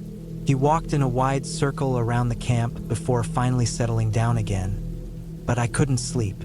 I stayed awake most of that night listening. There were more footsteps or maybe just heavy movement in the trees. Far off, but moving. Once I thought I saw a shadow shift, but I wasn't sure. The flashlight didn't help. It made the darkness beyond the beam feel even thicker. By morning, I was exhausted. Bo looked tired too. He hadn't slept much either. I made more coffee and sat by the fire, trying to shake the feeling that something had been out there. I thought about hiking back early, but part of me didn't want to admit I was scared. Later that day, while Bo and I were walking a bit upstream, I found something that made my stomach sink. It was a torn-up sleeping bag. Old, dirty, partially buried under some leaves and dirt. It had faded colors and a rip down the side like it had been dragged. Near it, there were scraps of fabric, maybe a shirt, and something that looked like the plastic casing of a flashlight. All weathered, not new, but it didn't feel right. Bo kept sniffing it, circling the area. His tail was low again. I didn't like what I was seeing. I marked the spot on my map and walked back quickly. We stayed close to camp the rest of the day. I packed up a few things in case we needed to move fast. I didn't start a fire that night. I didn't want to draw attention. Around midnight, it happened again. Bo started growling, then barking. Loud, sharp barks. He was facing the trees again, standing between the tent and the creek. I could hear movement now. Heavy footsteps closer than the night before. I grabbed my flashlight and knife and stepped outside. Bo was already charging toward the noise. I yelled out, but he disappeared into the trees before I could stop him. Then I heard it. A yell. Not Bo. A man. It wasn't a word. More like a shout of pain or surprise. Then crashing through the trees. Then silence. I stood frozen for a few seconds, breathing hard, light shaking in my hand. Then Bo came back. He had blood on his front leg, a scratch above his eye. He wasn't limping, but he looked shaken. He kept looking back into the woods as if expecting someone to follow. I didn't wait for morning. I threw everything into my pack, took down the tent in record time, and started hiking out. I didn't stop. I didn't care that it was dark or that the trail was rough. I just followed the same path I had come in on, flashlight in one hand, Bo beside me the whole way. We hiked all night. I tripped twice, cut my hand on a branch, but I kept moving. We reached the truck just as the sky started to lighten. I unlocked it, threw everything into the back, got Bo inside, and drove off. My hands were shaking on the steering wheel the whole way back to town. I didn't report anything. I didn't know what to say. Something was out there isn't exactly a solid complaint, but I didn't forget. A few weeks later, I looked up missing persons in the area. There was a man who'd gone missing in 2019. Last seen hiking near Moss Ridge. No sign of him was ever found. I think I found part of his camp. I haven't been back since. Bo recovered quickly, physically at least. He still gets alert when we go near the woods, even just for walks. And me? I listen now. If Bo freezes, if he growls, I don't wait. I trust him. That trip taught me something. The woods don't have to be haunted to be dangerous.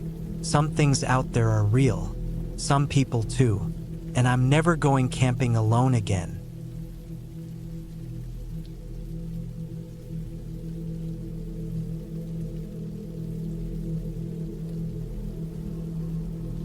I went camping alone in the summer of 2014, right at the start of July. I was 34 at the time, a decent age where you're not young and dumb, but not too old to enjoy a challenge. I had gotten into solo camping a couple years prior. It started as a way to escape the noise of everything. People, phones, traffic. After a couple of rough years in Denver, I needed to clear my head. Nature gave me that. There's nothing like it, really. I could sit still for hours listening to the wind shift through trees and not feel the need to check my phone once. I picked a place about 5 hours south of the city, near the New Mexico border. San Luis Valley, not too far from the Culebra Range. I found a spot on a ridge I'd read about online, Coyote Ridge. Some guy mentioned it in a forum post from 2009. Said it was quiet, off the usual hiker routes, and had a dry creek that could be followed down to a small basin if you were up for the hike. No official trails marked, just animal tracks and some faint old logging paths. That's exactly what I wanted.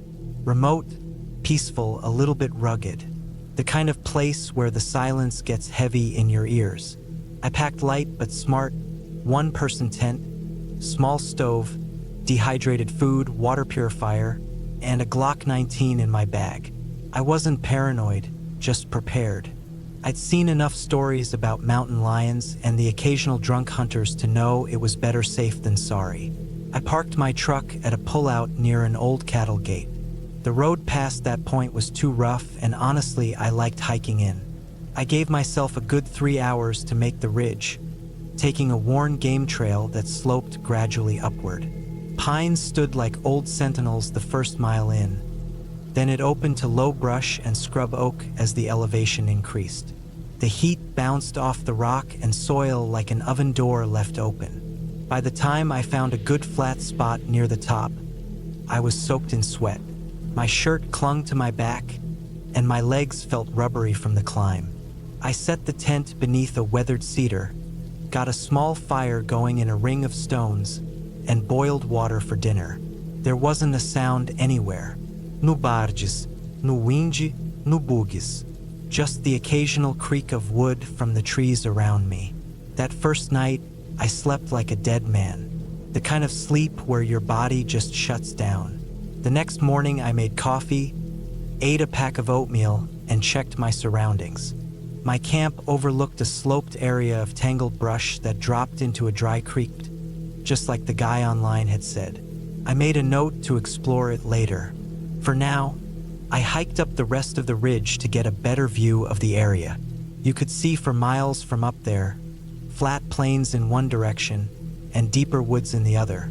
Far off to the east, I spotted a sliver of silver, a distant pond or maybe a large puddle from the spring melt. I stayed up there until noon, just taking it all in. Back at camp, I heard something that put me on edge. It was subtle at first, twigs snapping, soft, deliberate, not the random crack of wind in branches, but the kind that meant footsteps. I froze, crouched low behind a thicket, trying to hear over my own heartbeat. Nothing moved. Then a squirrel darted across the undergrowth and made me feel foolish for tensing up. I laughed a little, more out of nerves than anything. That night, just before dusk, I followed the creek downward. It wound through layers of red and gray stone, deeper into shaded areas where the trees grew thicker and older.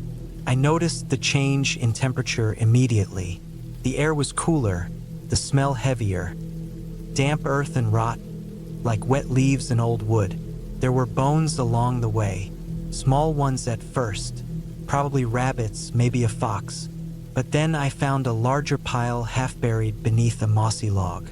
Ribs, clean. A leg bone with the joint still intact. Not fresh, but not ancient either. No fur or hide.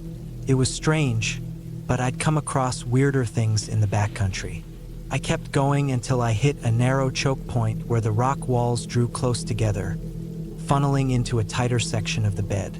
That's when I saw the remnants of an old campsite. Half a tarp, a rusted tin plate, and what looked like a torn sleeping bag, all of it coated in dirt and pine needles. No sign of people, no recent footprints. Something about it made my stomach turn. I backed out the way I came, checking over my shoulder more often than I'd like to admit.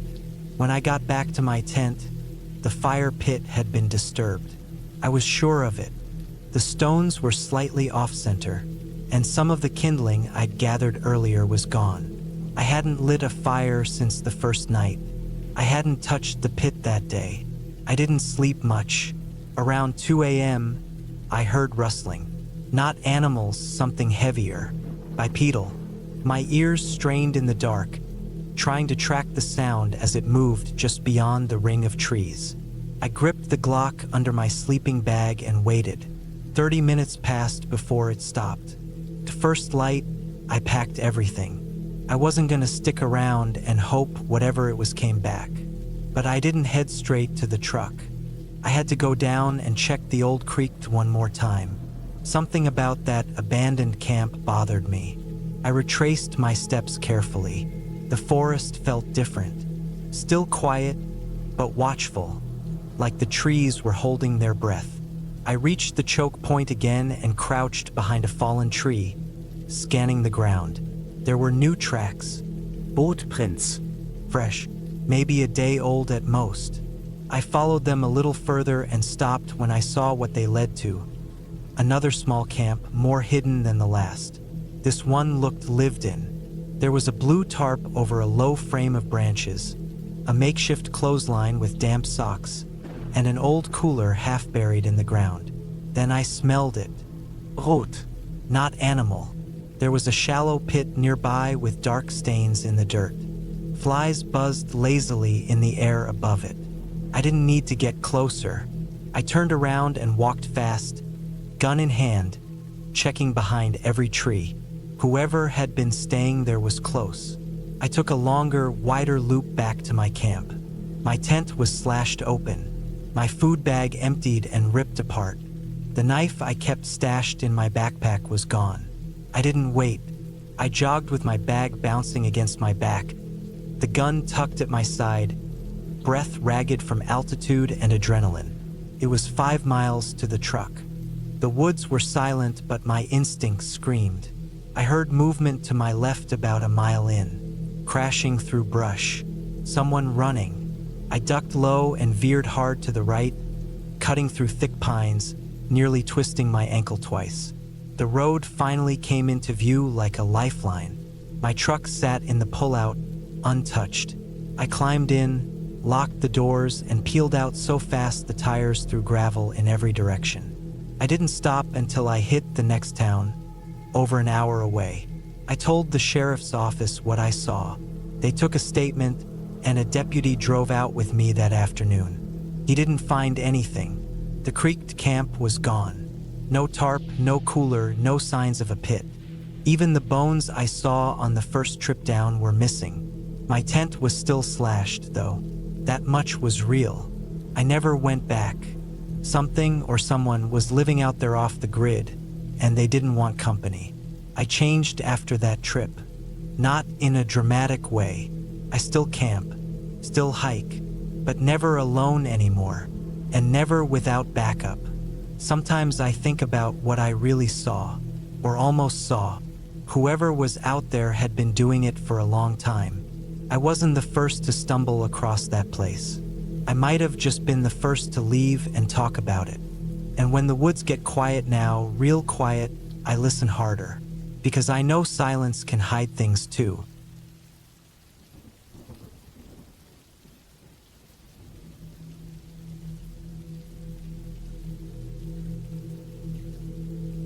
I was 32 years old when this happened. It was in early September of 2017. I had been living in Reno, Nevada at the time, working a desk job at a mortgage company. That year had been a tough one for me. My father passed away in January after a long battle with colon cancer, and my girlfriend of 2 years broke up with me that spring. By the end of the summer, I felt burned out mentally and physically. So I decided to take a week off work and just get out of the city. I wanted to be alone. No hotel rooms, no other people, no traffic, no phone. I just wanted to be in the woods where nobody could reach me.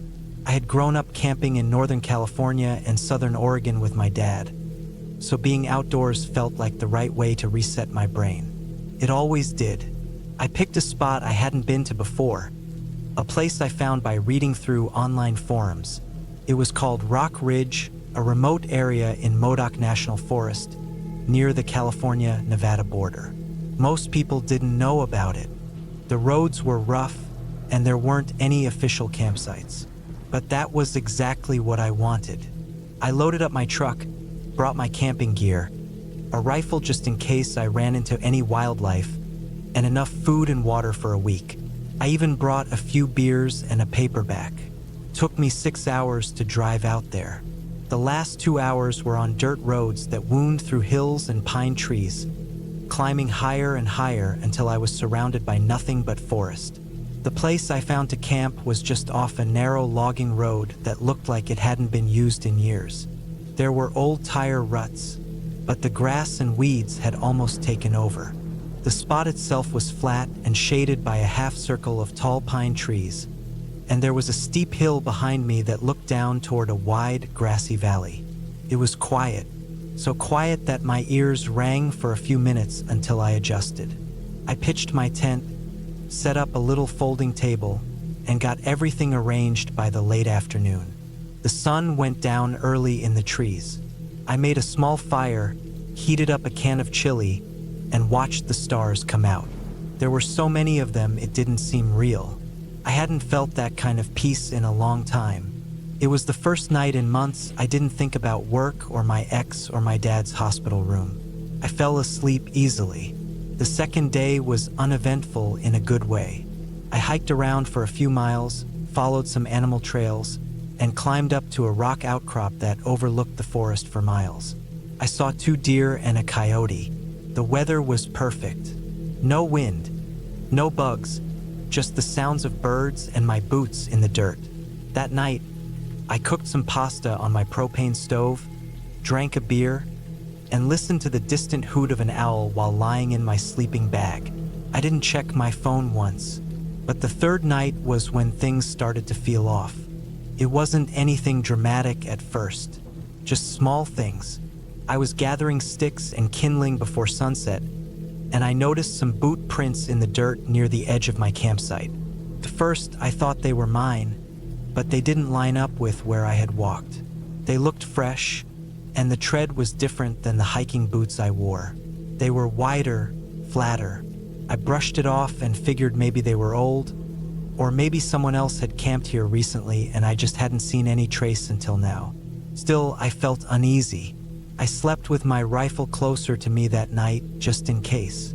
The forest was dark and still, and every crack or rustle in the trees seemed louder than usual. I woke up a few times thinking I heard footsteps, but when I stuck my head out of the tent, I saw nothing. Just trees, shadows, and the cold glow of the moon. The next morning, I walked the area around my tent. I found more prints. They weren't mine. They circled the site and disappeared into the brush to the north. I also noticed something strange with my firewood pile. I had stacked it neatly by a big flat rock the day before, and now it was knocked over like someone had kicked it. Again, I told myself maybe it was a raccoon or a bear. I hadn't seen any sign of large animals though, not even scat. Later that day, I hiked further into the woods to calm down. I followed a ridgeline that curved around the valley, maybe 4 or 5 miles from my site. I stopped at a small clearing to eat lunch. While I sat there, I saw something down in the trees. It was a figure, standing motionless, facing in my direction, too far away to see clearly, but it didn't move, not like an animal. I watched it for 5 minutes. It didn't sit, walk, or even tilt its head, just stood there. Eventually, I turned back. I didn't want to get any closer. When I got back to camp, nothing had changed. Everything looked how I left it. Still, I couldn't shake the feeling that someone had been watching me. That night, I didn't make a fire. I didn't cook. I just ate jerky in the tent and kept my rifle beside me, listening. It got worse from there. The 5th day, I woke up and found my folding table had been moved about 3 feet. Not knocked over, moved, as if someone had picked it up and set it back down. There were no prints around it, which didn't make sense because the ground was soft dirt. I checked my food containers, still closed. My backpack was untouched, but my tent zipper had a small tear in it. almost invisible unless you were looking. I packed everything into the truck and left the site for a few hours to drive further down the logging road, just to see if there were other camps nearby. Maybe some hunters, maybe some backpackers. I drove for 30 minutes and didn't see a single soul. The road got narrower and rockier until it just disappeared into brush. I turned back. That night, I tried to sleep early. I was tired but restless. I kept thinking about those boot prints that figure on the ridgeline, the move table. At around 2 a.m., I heard the distinct sound of twigs snapping, slowly, like someone trying to be quiet. Then silence. Then more snaps, closer. I turned off my lantern and sat in total darkness, heart racing. Something was out there, maybe 20 or 30 feet from my tent. I waited. I didn't breathe. The sound stopped. I leaned forward to unzip the tent door and peek out. As I moved, I accidentally knocked over my water bottle, and the metal clang echoed like a gunshot. Instantly, I heard rapid footsteps sprinting away into the trees. I opened the flap and pointed the rifle toward the sound. I couldn't see anything. No flashlight. No moon. Just black woods. I stayed awake until morning. First light, I looked around the site. Nothing was missing, but the fire pit had been disturbed, kicked through like someone had stomped in it. There were prints again, this time with clearer tread. Not boots, shoes. Work shoes, like the kind you'd wear on a job site. Not something you'd hike in. That was the last straw. I packed up everything, loaded the truck, and got the hell out of there. I kept checking the rearview mirror every few minutes during the drive down that old road. I didn't see anyone, but the whole time I felt like I was being followed. I didn't even stop for gas until I hit Susanville. Back home in Reno, I unpacked, showered, and sat in my apartment for hours, not saying anything, just replaying the week in my head. It wasn't some mountain lion or bear. I know what those look like. Someone had been out there. Maybe they were squatting in the forest. Maybe they saw my truck and decided to mess with me. Maybe it was worse than that. I thought about reporting it, but what would I say? Someone stood in the trees and watched me? Someone moved my table and tore my tent a little? There wasn't much to tell, and I had no proof. I didn't even have clear photos of the prints. But I know what I experienced. I haven't been camping since, and I never will again.